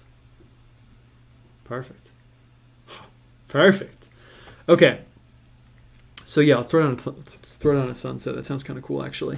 I'm gonna not cop out totally, but cop out a tiny bit, because if we're gonna throw down a sunset, it's a lot better for us if it's like they're walled off, like in some way. So what I'm gonna do is I'm gonna draw a line. There's gonna be a wall, and then we'll put the sunset kind of behind it. Little window into what I'm thinking right now. When you cut up spaces in your pictures, so if you're making a picture and you're cutting up spaces and stuff, vertically, you actually don't really want to set things halfway, because it kind of makes this, like, this is my opinion, and also classically, compositionally, you don't want to cut things halfway because it kind of makes it feel very static. You can imagine if, let's say even this picture, if I was putting a horizon down in this rectangle that we're using, I wouldn't put it just 50-50 right down the middle. It makes it feel kind of like balanced and static, balanced in kind of a bad way. There's something called the golden ratio. It's a little bit more than half or a little bit less than half, and that's usually where you want to cut things. So it kind of puts me in a weird spot, because halfway is kind of perfect, actually, if I just cut it right here. If I put it lower, then I have to decide if I'm going to put the wall behind her little halo. I'm getting away with the fact that it's not really a halo, it's just like a flourish of color. But the line, do I trail it off? But if I put it too high, then what, the sunset is just up here. That's kind of whack. So I'm actually going to do the lower part. Let's just do the lower part. And I think what I'll do is actually maybe I'll use it to heighten her halo a little bit, because I'll kind of just have it try and like trail off. Yeah, I didn't really get the trail off effect, but it's okay. And it's a little crooked, so I'm going to have to double it up a little bit. I'm using this really big piece of paper, so it's really easy for me to lose track of the straightness of things. But it's not a big deal, because I will just tease out the blue. And the nice thing about watercolor is also that you can kind of cheat a little bit, in the sense that if you put something in the background and you just kind of use the natural fuzziness of the watercolor, it kind of gives it that feeling of like in real life when things are far away and sometimes they look kind of fuzzy in the distance. It's a really easy effect to like punch up with the watercolor. So in a way, that's kind of what I did with this wall here. It's not as crisp as this in the front. It's not as high contrast, so your eye kind of reads it as like it's in the back. That's another tip too. I like to give people just tips because I want people to make art, even if you're just doodling in a notebook or something. High contrast means it's up close. Low contrast means it's far away. And you can always use that, even if you're just doodling like a picture of your friend or some girl or something. That'll always work. People usually have that inverted, and it's one of those obstacles some artists never get over. Like sometimes I'll, when I used to like, I don't know, help teach like figure drawing classes and stuff, someone will be like drawing someone, and there'll be something really far in the back of the room, and they'll be like shading it dark because they're like, oh, it's far away, I'll make it dark, but it just messes up the whole picture. You don't really want that, actually. We're going to get that effect with the hair here. Also, it pushes him like way in the foreground, that we have this like really high contrast zone over here.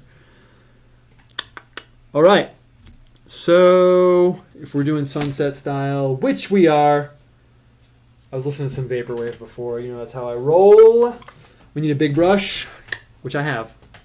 And let's see, how do we want to do this? What we're going to do is I'm going to wet this whole thing. So we're going to make all the fibers wet, and then we're just going to drop in two colors, and we're kind of just going to try and bleed them into each other. Let's just use the colors that we have on the table, on the board already. Let's see how it goes. So I'm just going to wet this. I'm just going to wet the fibers.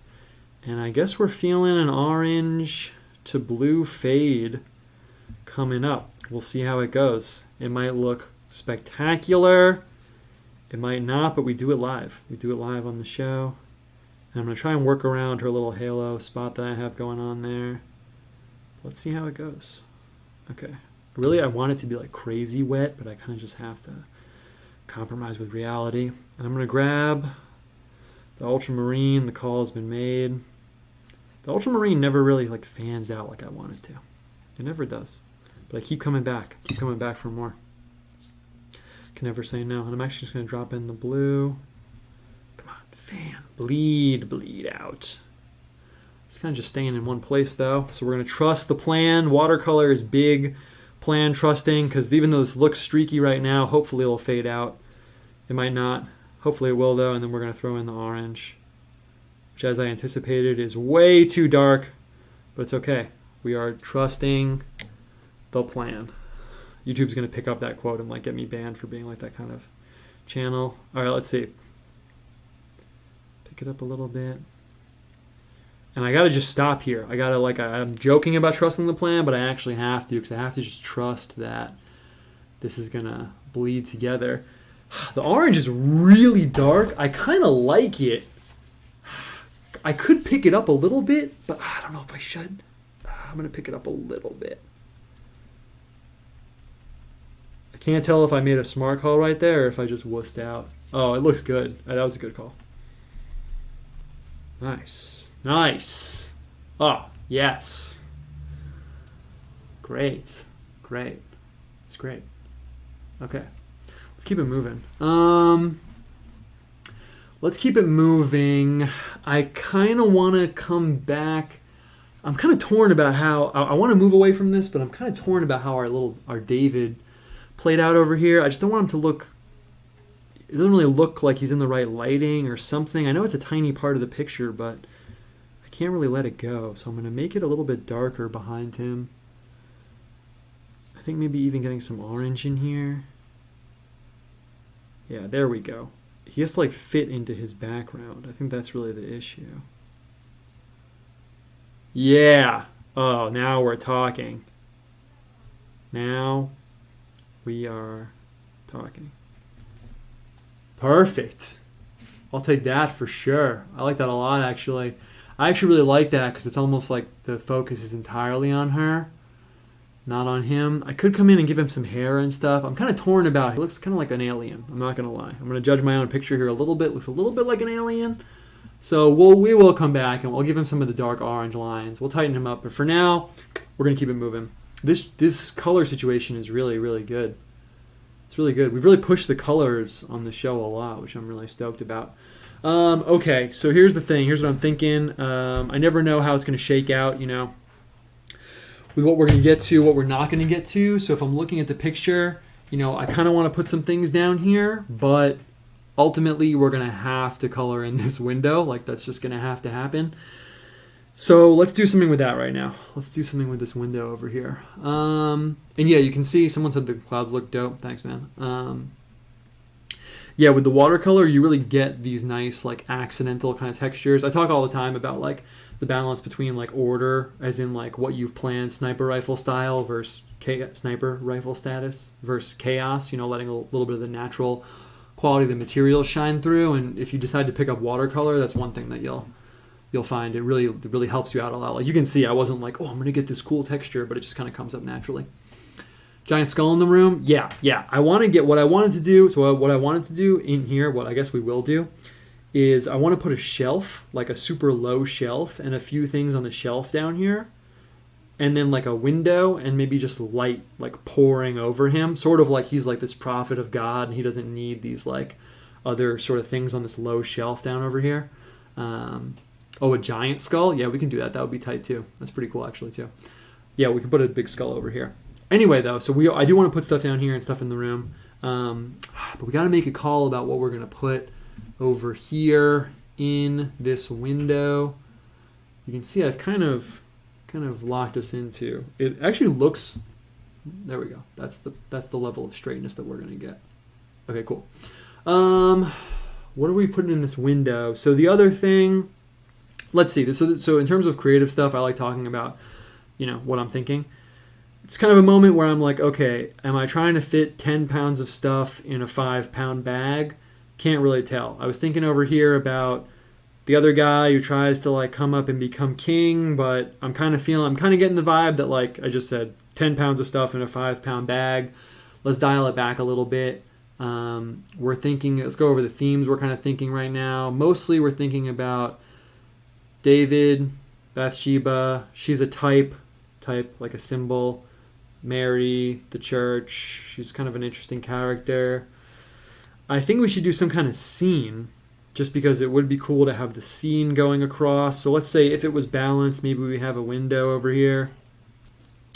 Could put a church or something, but then we're really like playing with like time and stuff like that. That would be kind of cool though, actually. What else happens in their story?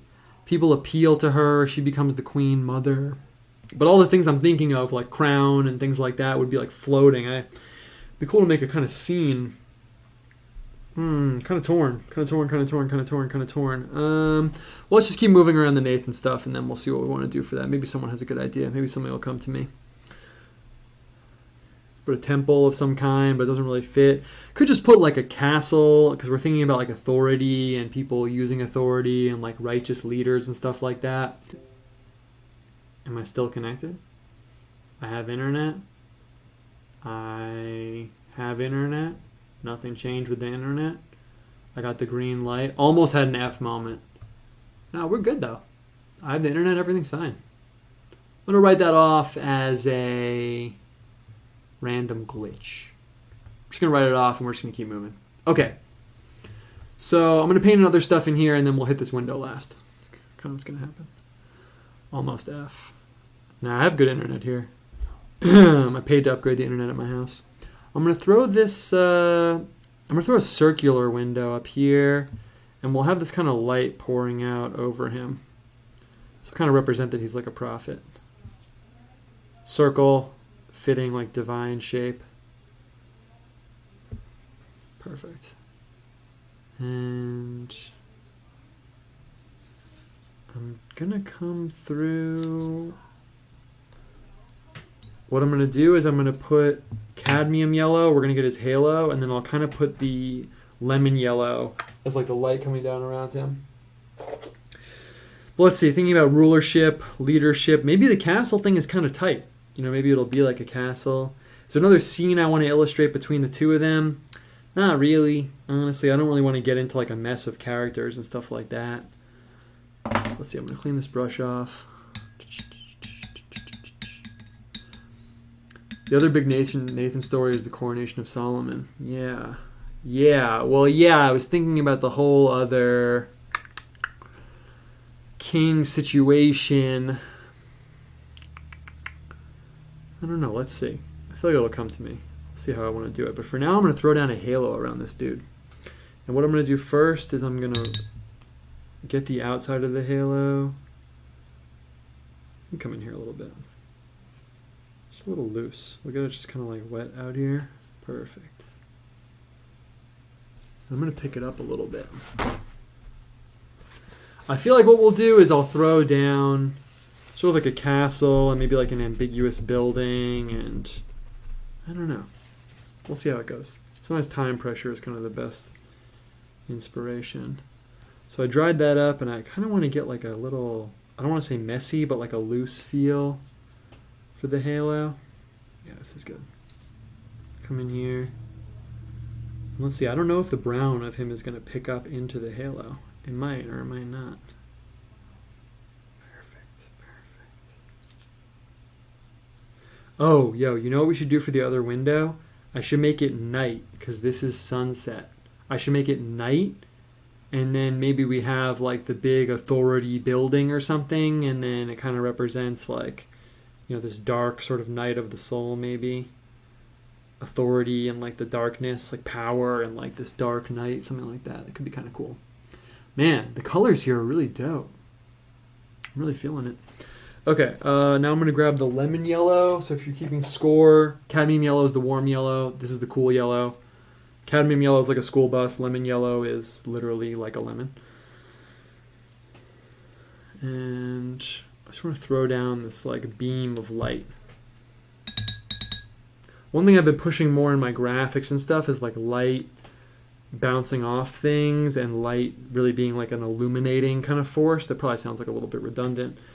But I just finished this image where there's all these like halos and all these like items all around, and the halos are like coloring out, and you can see that they're like the light's like bouncing off of them and coloring all these other items. It looks really tight. Okay. So I think that's what we'll do. I feel like night is like a really good symbol for the right side of the painting. So I think that's what we're going to do. Look at the brown in here. It's fine. It'll be like one of these amber windows. When I was in Italy, you see these like really cool amber windows. It's like someone literally sliced. It's actually exactly this color, honestly. It's like someone sliced this material. I think it's literally amber or some kind of stone like that. And they make a window out of it, and when the light comes through it, this is how it looks. Perfect. I'll put some like pattern or something up here just to make it a little bit more obvious, but for now, that's definitely good enough. Perfect. I know what we'll do over here. I just got the image in my head. I know what we're going to do. We'll have him, because we kind of cheated him out. Like David's like kind of the main part of the story. So we'll have him on like a ledge with like the night sky above him, and he'll just be like looking out into the night sky. And maybe we'll put like some symbol of God or something there. Maybe that'll be enough. Like just this dude like thinking about his life like in the darkness. That's perfect, actually. It's perfect. Someone said maybe an eye of providence in the night sky, meaning that God's watching him. Yes, we're on the same page. Something like that, maybe. Okay. Perfect. Yeah, someone said the amber windows sound dope. Yeah, I remember seeing that in this place called Ravenna. I don't know if it's Ravenna or Ravenna, but it's in Italy. And they have a lot of mosaics and stuff like that there. Got a little splotch. Oh, yeah, I did. Yeah, it's fine. We'll probably go for kind of one of my like indoor color situations where what I'll do is I'll kind of try and shade it down, so it'll be like dark, medium, light on the bottom, sort of like if you're in like a room that's being like sunlit. Okay, man, I'm really loving how this dude turned out. Really loving it, honestly. I don't even think I'm gonna go back and put the pattern on him. I kind of like him in this like very humble, like nondescript robe. As punishment of Bathsheba, God sends a plague on Israel, but it stops just sort of destroying Jerusalem. Epic repentance moment, hopefully. Yeah, I mean, I guess that's, so I plan on talking about the typology stuff a little bit. I just thought it was interesting, there's a lot we could kind of like, not nerd out about, but just kind of like muse out about, just like, whoa, this thing kind of represents this other thing. It's just pretty cool. Honestly, also, I really do think it's cool. But I was also just thinking about like power and like authority and stuff. I don't have too much to say on that topic necessarily, but oddly, I felt like it just kind of fit. Everyone, at least in America, is like cracking out about this whole crazy situation going on, and just like abstracting from that, kind of thinking about like righteous like leaders and like countries' leaders and stuff like that. I thought it was really interesting. Okay, so here's what we're gonna do. I'm gonna put him on kind of a elevated platform that kind of mirrors what's going on over here.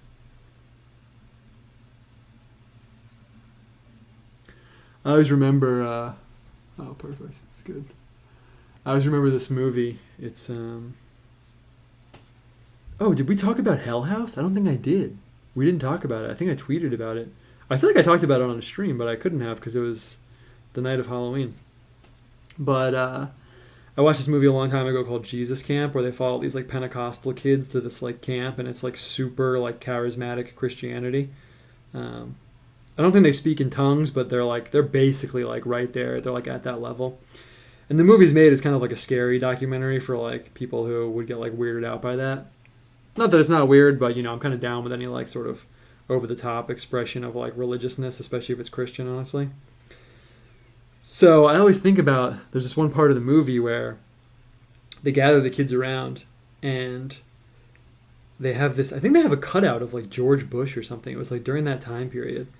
And the kids aren't like praying to it. They're kind of like praying at it. They're Christian, obviously.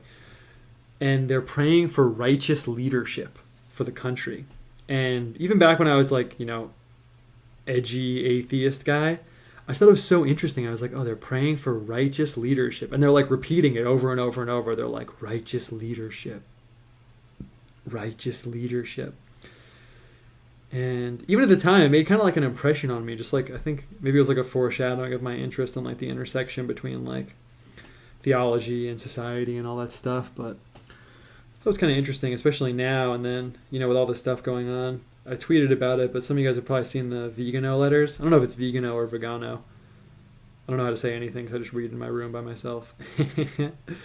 But he's writing these bad-ass letters. Sorry if that's not a respectful way to describe them, but they're awesome. If you have no idea what I'm talking about, go look them up. The Vegano letters that he's been writing. I don't know if they're letters to Trump or like open letters to like society, but they're all about just like all the craziness that's going on just in general. And he talks about like the children of darkness who have finally surfaced to unleash their plan on the unwitting masses. Like, it's so awesome. So obviously all that stuff's been on my mind a little bit. If you are a praying individual, which you obviously should be if you're watching the show, consider praying for righteous leadership.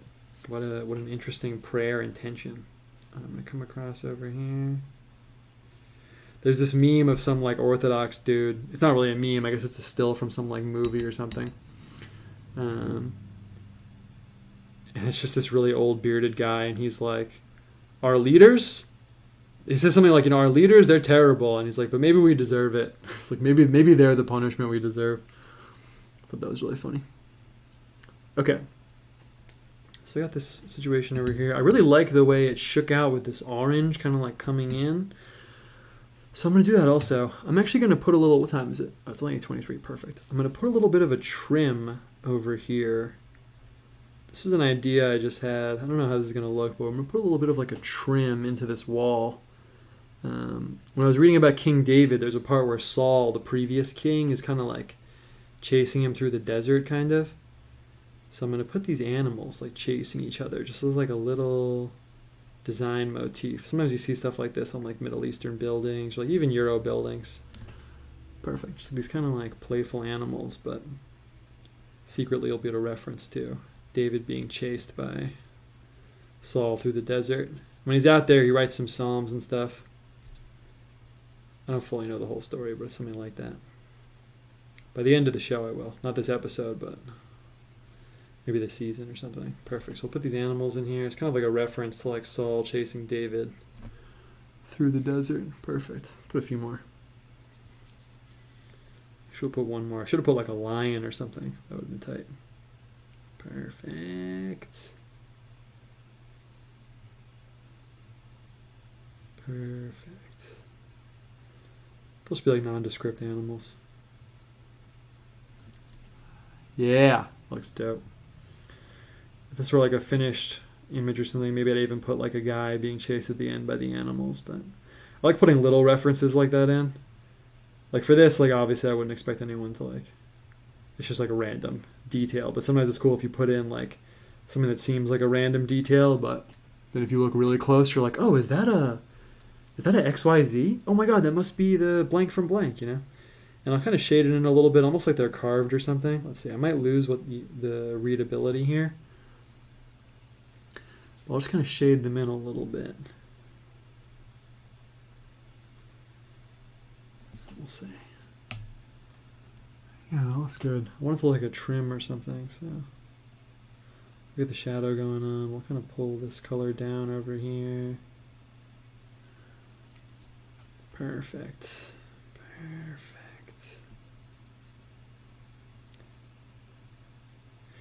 It is a really fun time socially, to be completely honest with you. I mean, once you fully internalize all the bad stuff of like, civil unrest and like all these like potentialities, once you accept it, and I mean, honestly, you have to have like a kind of healthy level of detachment from it to some extent, right?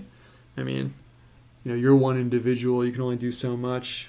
You should, I mean, I'm not telling you what to do, but like, you can care, you can tell people, you can plan your life, you can try and be a good person. You should do that. But beyond a certain point, it's like, well, I'm just one person, and, you know, this is going to unfold the way it unfolds, you know. This looks dope, this, like, trim I got going on over here. So I feel like once you reach that point, I mean, honestly, there is kind of a fun element to it. I was tweeting about it a little bit, but it is kind of, it's just, honestly, fun is really just the word, honestly.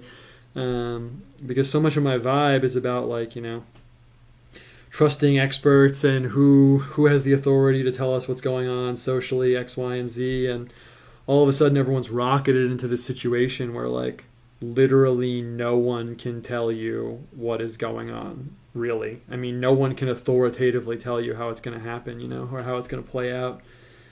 And there's something interesting about it. I feel like almost it has like a mystical quality. I can't really articulate why and how, but there's some element of, like, being thrust into, like, the chaos of, like, all right, well, you know, God's going to play this out, how it's going to play out. I'm going to shade this. Just, I want it to be like a minor detail. I might lose the readability, like I said, but, oh, yeah, I lost it right there. But it is kind of enjoyable, honestly. I'm not going to lie. I've been waking up kind of excited, more so than normal, and just checking the news, waiting to see what kind of crazy things have happened.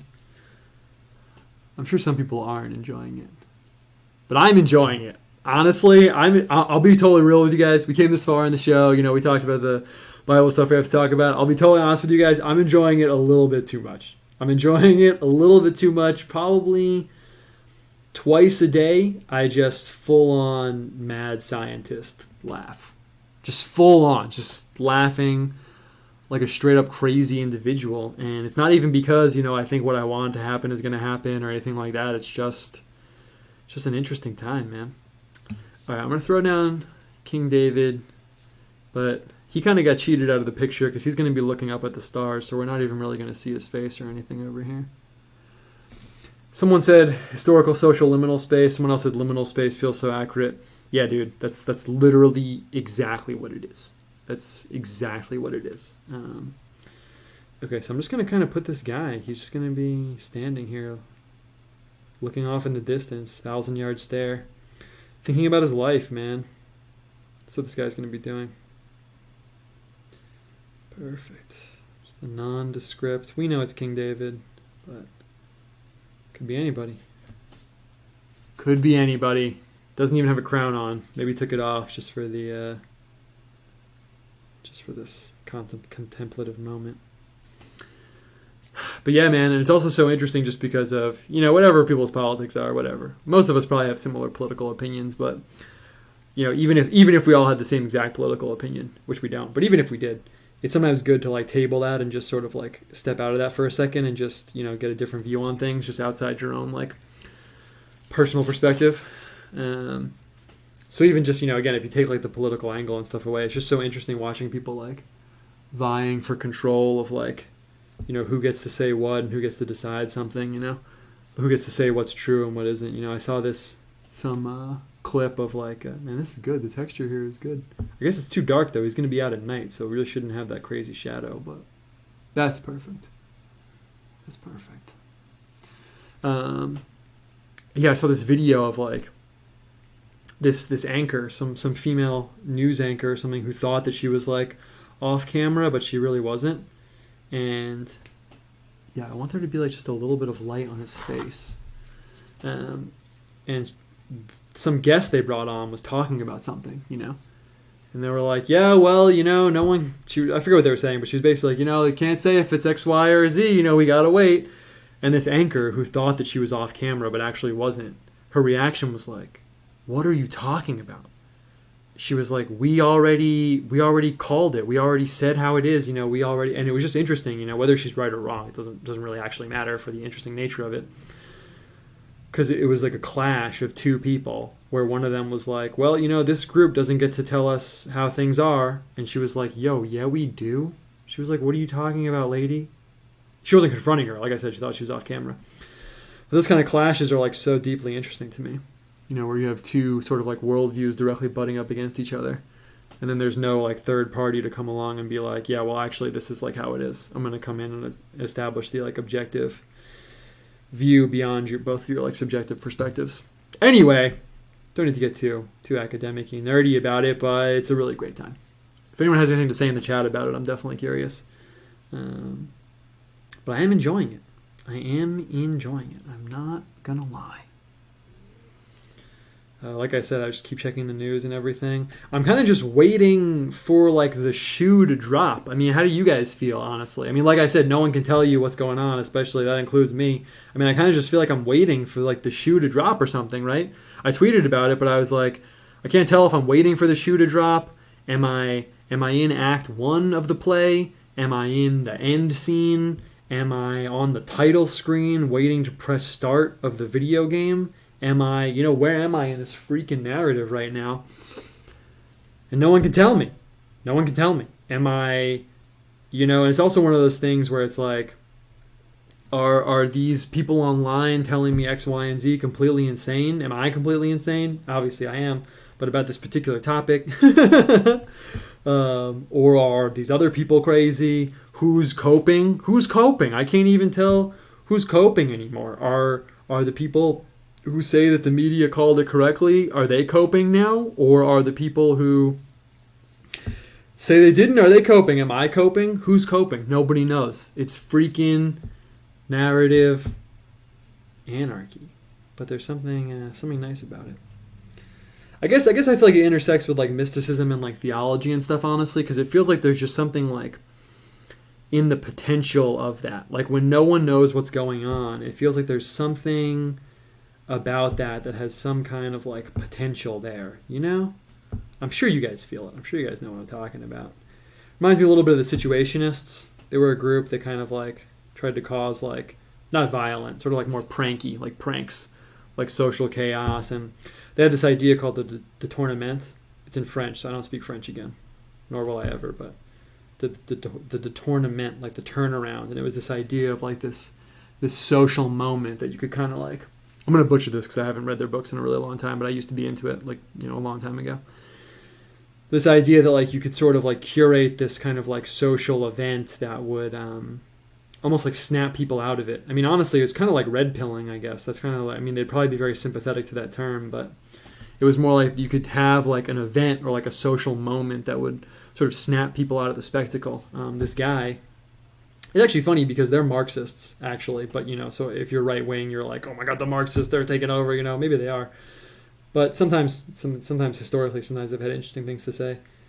And also that term means like different things at different time periods. But yeah, they did these like interventions and had these like social events. And yeah, what I was saying was they had this idea called the tournament, the turnaround. And the main guy, his name's Guy Debord. Everyone should check it out if you guys want to. This guy's name's Guy Debord. I'm probably saying it incorrectly. I'm American. Sorry, I don't care. If you correct me, I'll know. But otherwise, sorry. Name's Guy Debord, and the book's called Society of the Spectacle, and it's all about how society has become like a spectacle. At the time, I mean, now you're like, oh wow, really deep, like Reddit. But at the time, I'm sure it was kind of like he's probably one of the first guys to like write about it and talk about it in this way. He was talking about how society had become this like spectator sport and how society had become like a spectacle.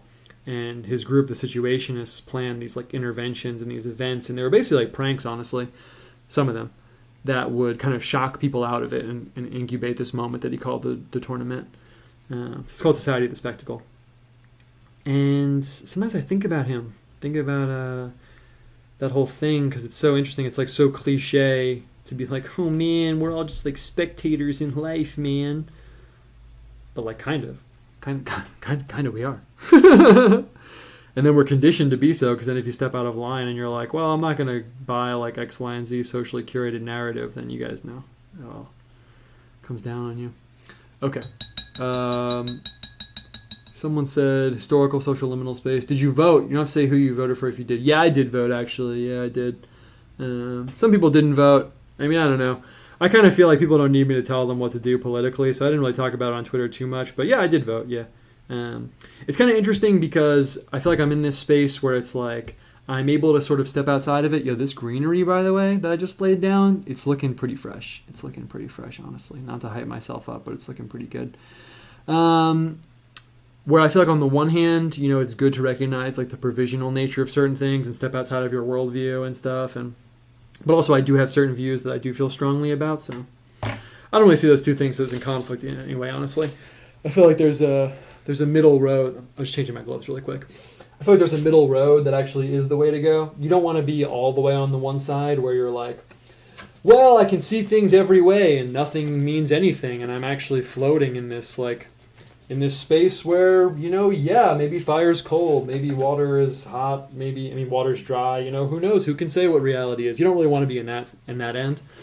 But in my opinion, you also don't want to be all the way on the other end where you're like, it's literally impossible for me to look outside of my worldview. You know, I think people kind of create a false dichotomy there where, you know, even if your worldview is correct, let's just say, hypothetically, even if your worldview is 100% correct, it can still be useful to step outside of it or to, you know, analyze things from like a different lens, basically.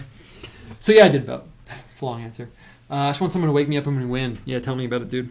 I'll hit you up. Give me your number. Priestly class who interprets reality for the masses. We see a struggle to recognize/reject certain priestly figures. Yeah, I mean, that was a big thing for me. I feel like I'm just going to throw down Night Sky. I feel like he's going to be in the night. I feel like that's really the way to go. I'm wondering if we're going to make the night indigo or if we should just roll with the ultramarine. Ultramarine is going to be like this color. Is it dark enough? I don't know. Do we have enough indigo? I don't know. No, I didn't write in Kanye. It's really funny though. Yeah, I mean, so priestly class, I mean, that was one of my big sort of, let's see. So I'm going to do a rare thing right now. These are tubes, like toothpaste tubes, and I'm going to see if I can actually roll out a little more paint. I'm actually going to roll it out like a toothpaste tube. I've had this tube of paint for so long. You see this Velcro on here? There's a little tab of Velcro. This is how I had my paints in my old, previous to that apartment. So I've probably had this tube of paint for like at least 5 years, actually. So if it ends right now, it's a huge moment. It's a huge moment. I should really just buy a new one. Someone said, I've always had the issue where I can sympathize or at least understand most positions. It's easy to fall into a floating, meaningless space.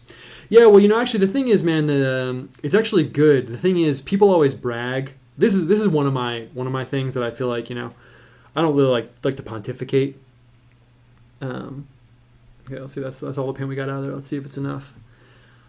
But I feel like, you know, someone asked me for advice today in my DMs, and I was like, you know, I can only give you insight in terms of someone who's been obsessed with this stuff for a really long time. That's kind of how I feel. You didn't ask me for advice, but I'm just saying. I don't like to pontificate, like, oh, I have this answer, but I can say authoritatively after being around people that think about this stuff and things like that for a really long time.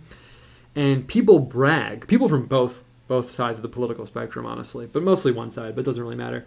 People brag like, oh man, I literally can't even understand how these people think this way. Like, I literally I can't even imagine. They'll like brag about it, but actually it's like, that's not something you should brag about. I mean, you know what I mean? If you feel strongly about an issue and you have no idea and you can't see it from the other person's perspective, even if they're wrong, then that means that you're not going to be equipped to like really think about it. You know what I mean? You can only really think through an issue if you can actually imagine being on both sides, in my opinion.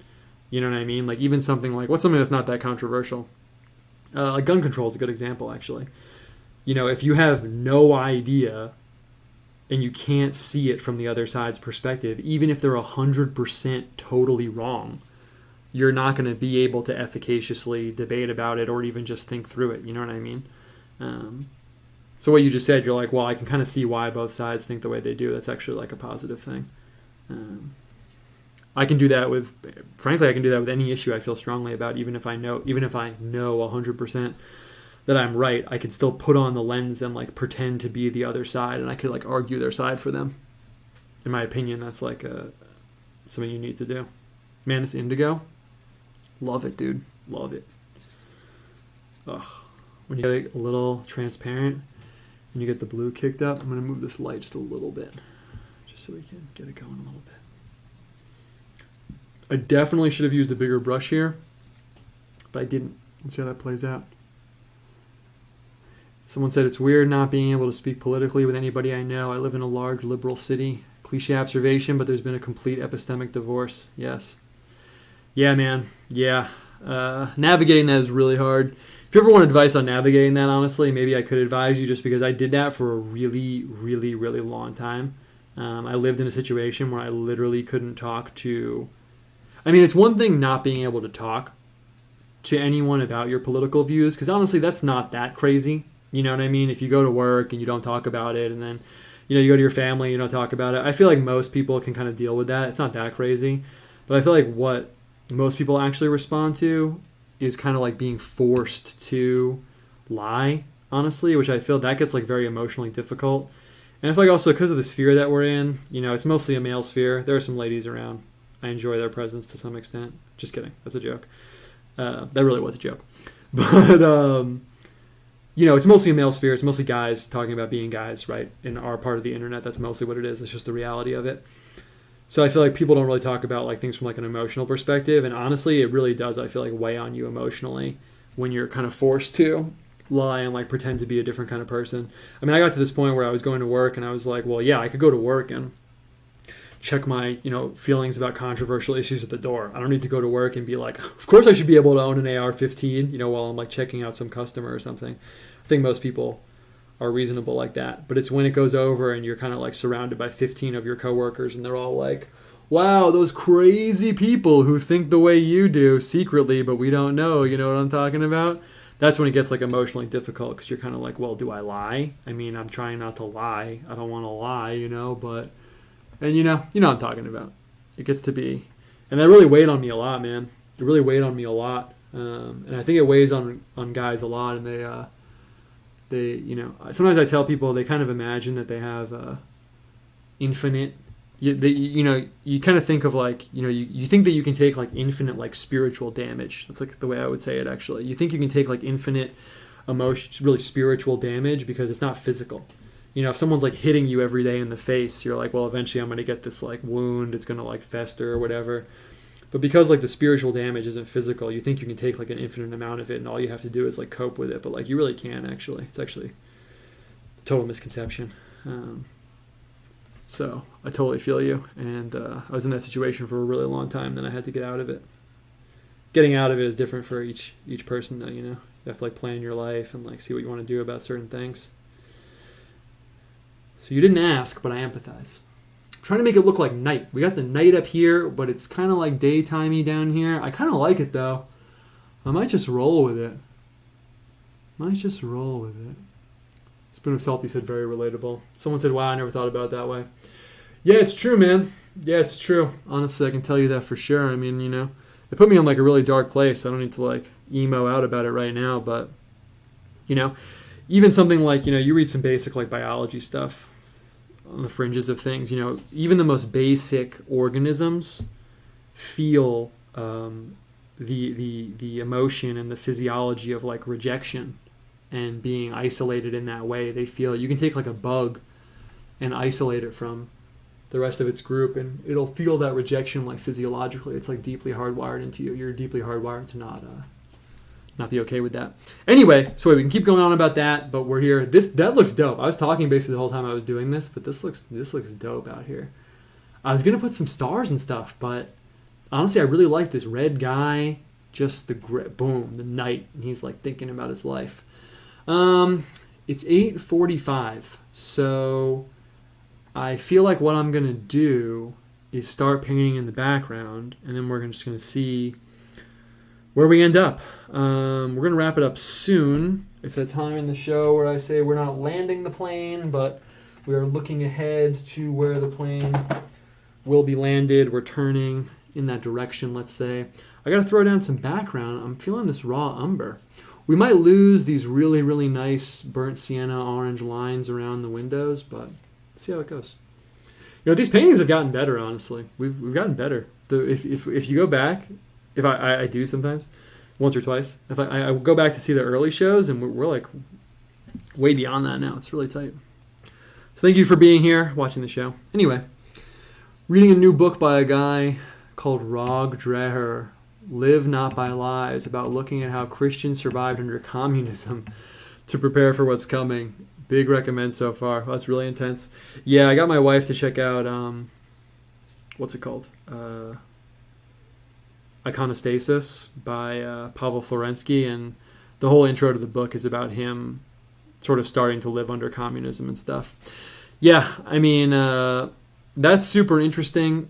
For me personally, I feel like there's a level of like efficaciousness that I've had to adopt. Honestly, I used to draw a firm line because, like I said, this has like unintentionally been like the struggle of my life. To be completely honest with you, like I didn't ask for it, but it came knocking at my door so hard, and I had to like confront it in some way. Initially, the line I drew was like, well, I'm not going to seek out like conflict about this stuff, but if someone point blank asks me and pushes it, I will tell them something they don't want to hear. And I'm not talking about like crazy stuff. I'm into some crazy stuff, obviously. You guys know my vibe. I'm not talking about like crazy stuff. I'm just talking about like normally stuff like that, just normal opinions you should be able to have. I recognize that I'm a little out there. I'm cool with it. But normal opinions you should be allowed to have. I'm going to pick up some of the light around this window. So initially that was my line where I was like, well, I'm not going to lie. There we go. Get the light coming around there. I want to see how far we can push the light effects.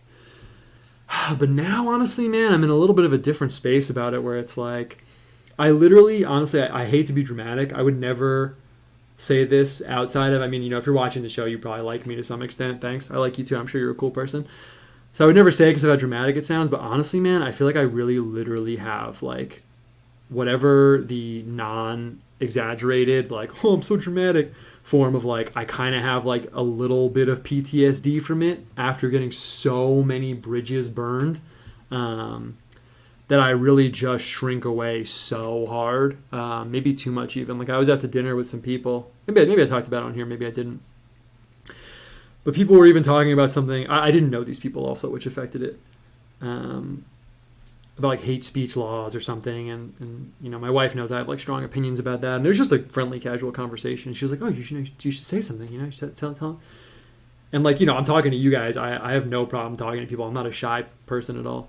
But like, honestly, just like puncturing that bubble, I felt like this like palpitation, honestly, which is so uncharacteristic of me. But I feel like it's just because it's blown up in my face so many times that honestly now at this point I kind of just don't even, I don't really even poke into it. But it puts me in some weird positions, like when I went home last time, like everyone at my house was talking about like abortion and stuff. And then it's like, well, damn, dude, like what am I supposed to do right now? Do I blow up this whole conversation and just know that everyone's going to be like really pissed at me? Or do I lie? I don't want to lie. Like lying is bad, right? But at the same time, I feel like they put me in this awkward position. Anyway, interesting thoughts for the mind. I only say all that because I know some guys out there can relate. And, when I was going through it, I really felt like it was something I was going through by myself. And, if you have any, like, controversial opinions, it takes a big emotional toll on you. Okay, we got the background going on. Let's see. Feel pretty good about the background. I was planning on this shelf down here. We didn't do the shelf thing. I just gotta make the light so it's not so shiny. I'm kind of conflicted. Maybe, I'm going to make it darker. I'm going to darken this up like by a long shot. I think that's really just the answer that we need. Then it'll also make it more like he's standing in the light. I think this is the move. Perfect. But yeah, especially with all the stuff going on now, people kind of assume that you're on the same page as them, and it's really annoying. I'd be interested to see what that book says, actually. Maybe I'll check it out. What I tell my wife is like, it's since we went so far down this road, I didn't plan on it, obviously. My wife is like a really, really bad liar, which is great for me, but like she's a really bad liar. Like she would never lie about anything. Even like, if you imagine like a little white lie that you might tell, if you're that kind of person, I am. I guess it's bad, but whatever. She would like never do that. So she gets kind of stuck in these weird situations where like someone will ask her something and she feels like extremely unethical, like lying about it. And like maybe it is unethical. But like you reminded me of it with that book about communism, because I just tell her, I'm like, if you're under like duress, like you're not held. This is just my opinion. I don't know if this shakes out theologically, honestly, but it's just my opinion for like everyday life. If someone comes to your house and they have a gun and they're like, do something unethical, not like kill someone, but I don't know, call this person, lie to them on the phone, you're not held. I don't think you're really held responsible for that to like a reasonable extent. Things you're like coerced to do under duress are different than things you do of like your own volition. So that's kind of what I tell you. Yo, that the background looks tight right now, dude. The background looks tight. Awesome Ninja 57 said, "Does your family know that you're Christian?" Honestly, man, it makes me feel like kind of a bitch. They know, but like they don't really get it, if that makes sense. Like, I do all this Christian art, right? Obviously, and like I've mentioned it to them, but I haven't. The thing is, I feel really kind of like estranged from a lot of people in my life because I feel like they don't really get where I'm coming from and all this stuff. So I told them and they know, but I don't think they really like get it. And I feel like I could or should kind of push it more, but I see them so little. And honestly, it's really just I feel like there's already this huge gap between us, and I feel like it would just I'm kind of worried, honestly, to be totally honest with you. I'm kind of worried that it's just going to kind of cement this like engulfable chasm that I feel like I'm just starting to bridge. So, this hair right here, I'll get rid of it for you. So they know, but I haven't really pushed it. It's going to become more, it's not like I lie about it. I don't lie about it. Man, this is looking fresh, honestly. This is looking sick. I don't lie about it, but I don't really push it. But I only see them like, once or twice a year, I don't know. So they know, but I probably could be more upfront about it. But it's not like I lie. I'm kind of like really, really hemming and hawing here about your question. All right. 8:53. Just to answer your question, I don't want people to think that I'm like, doing something unethical or something. It's kind of like the way I feel about almost everyone in my life. Maybe some of you guys feel this way too. Is like, even the ones that are like really nice about everything, it's kind of like they were there for like season 1 and season 2 of my life, but now it's like I'm on like season 6 and they missed this gap, and I can tell they kind of like don't get where I'm at right now. Because like I used to be like, you guys know if you hang out with me online, I used to be like Tibetan Buddhism. I'm doing acid. I'm going on this retreat. I'm doing meditation stuff. I'm freaking crazy guy. And now it's like, yeah, I'm trying to get baptized. I'm trying to like I read the Bible all the time. Like I can tell they just don't get it.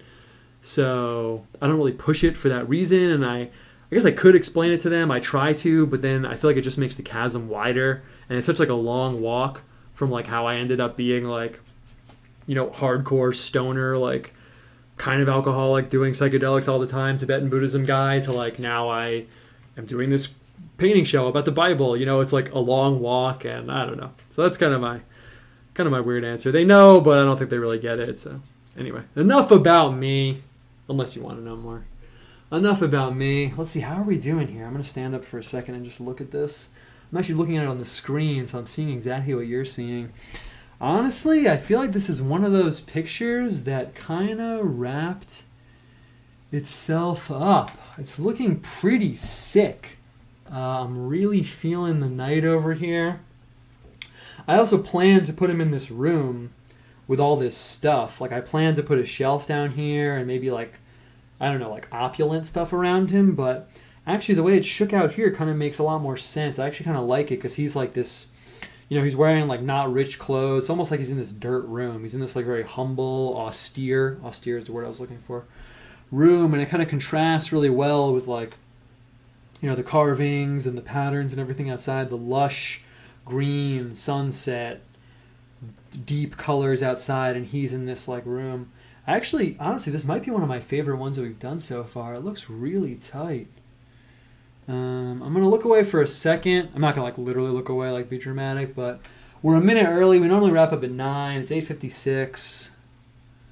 So let's see. I'm just going to pause for a second and make sure I don't want to do anything else. Sometimes I end the show and then I look back at the painting and I'm like, oh my God, I should have done X, Y, and Z. So I just want to make sure that's not going to happen since we're a second early. See if anyone said anything in the comments, and then see if I want to say anything else and we'll wrap it up. Maybe I'll change something, maybe I won't. Man, all these bad vibes from all this political stuff really piles up and makes things miserable. Sometimes I really just want to move to the middle of nowhere in the woods or something. Yeah, well, actually, I mean, I try and have the show be uplifting, an uplifting program. We did talk about, some like darker stuff, I guess, a little bit, or more emotional stuff, I guess you could say. But the thing is, what I can say also is that, like, since I went personally, like, I'm not going to go into it any more than I already have, because I could obviously talk about it infinitely, but, like, I've gone, like, all the way there in terms of, like, wow, my views and stuff are really, like, the maximum level of, like, not vibing with society, and I'm this outcast. Like, I've gone way more there than I've ever talked about. And what I can say is that, I don't know how old you are, the person that wrote that comment, but just in general, it probably applies irrespective of age. But it's very Jordan Peterson, honestly, but once you're doing everything you can about it, it makes it a lot easier. Like, I'm able to be, like, a functional person, honestly, and, like, I'm going to have kids with my wife, and I have a dog, and I live out here, and I do my stuff, and I make money, not a lot of money, but I make a little bit. But the point is that once you're bringing all that you have to the problem, and you can sit there at the table and be like, yep, I am doing everything I can about this, it makes it something you can actually deal with. I think in retrospect, in the past, the reason why it was, like, all consuming and, like, festering and, like, torturing my soul was that I was like, what do I do about it? They're like, what can I do? And now that I'm in this position where I'm like, yeah, I'm literally doing everything I can. I've devoted my life to making art and these projects, and I'm focusing on the problem in these direct ways and these indirect ways, and I'm doing everything I can. It makes it bearable. So if you're in that place where you're like, oh my God, like, I can just say there is another side. There's the other side of the coin, where once you are doing everything you can and you know that and you're really being honest with yourself, it does become bearable, actually. I never see people talk about that, so I just I thought I would mention that. That painting really came together well. David tempted to sin, David repented, and Nathan, the man who called him to repentance and accused him of his sin in the middle. Yeah, it really thematically came together, honestly. This might be my favorite one we've done so far on the show. Feel you, man. Live in a pretty big liberal city, too. Yeah, dude. I totally feel you guys. Someone said this is fantastic. The picture reminds me of the JFK presidential portrait. That's funny. I haven't seen that. It's a cool parallel, though. I'll look that up. All right. We did it. It's 8:59. We're going to wrap up on time. Oh, there's a little black dot. Little black dot. I can pick it up. Just going to pick it up. Oh, my God. Pick it up. Cool. So, you know the deal. I say at the end of every show, I always feel like I should recap, but you were literally here, and we've talked about the picture. Oh, wait. I have to do this. I have to move this. This is the one thing I forget to do, because it looks so much better on the camera when the paint isn't there. Yeah, now we're talking. This is how we're going to wrap it up. Perfect. All right, word up. It's 9 o'clock, so we're going to wrap it up. Like I said, I always feel like I need to recap, but I don't, because you were here. Thematically, I feel like this kind of fits the vibe right now. Everyone's probably thinking in some sense about power, election, people, what can we do with our lives? But I don't know, I think that's kind of why I picked this figure, Nathan, because he's just like this guy in the story, just kind of being like I kind of saw him as like a moral interjector, just, Anyway, that's it. That is the Tuesday night painting show. Someone said, honestly, this is one of my favorites right now. Looks great. Thanks, man. Looks really good. Perfect. Thanks for the show. Thanks for being here. Honestly, thank you for watching. I really actually love doing this. Every week I look forward to it, and every Tuesday I look forward to it too. So, really appreciate you being here. I got a lot of dope stuff coming out of the studio soon. It's going to be sick. But for now, we return to the fray, to the chessboard, the strange spiritual chessboard of our lives. Check out the Vegano letters if you didn't. Just going to plug that one more time. And you guys know the deal. Thank you a lot for coming and watching, for real. I really appreciate it. And I will see you on the internet, where I love hanging out with you guys, honestly. Love the internet camaraderie, situation, the school of Athens, digitally, but better, because it's Christian. All right, cutting the stream off. I will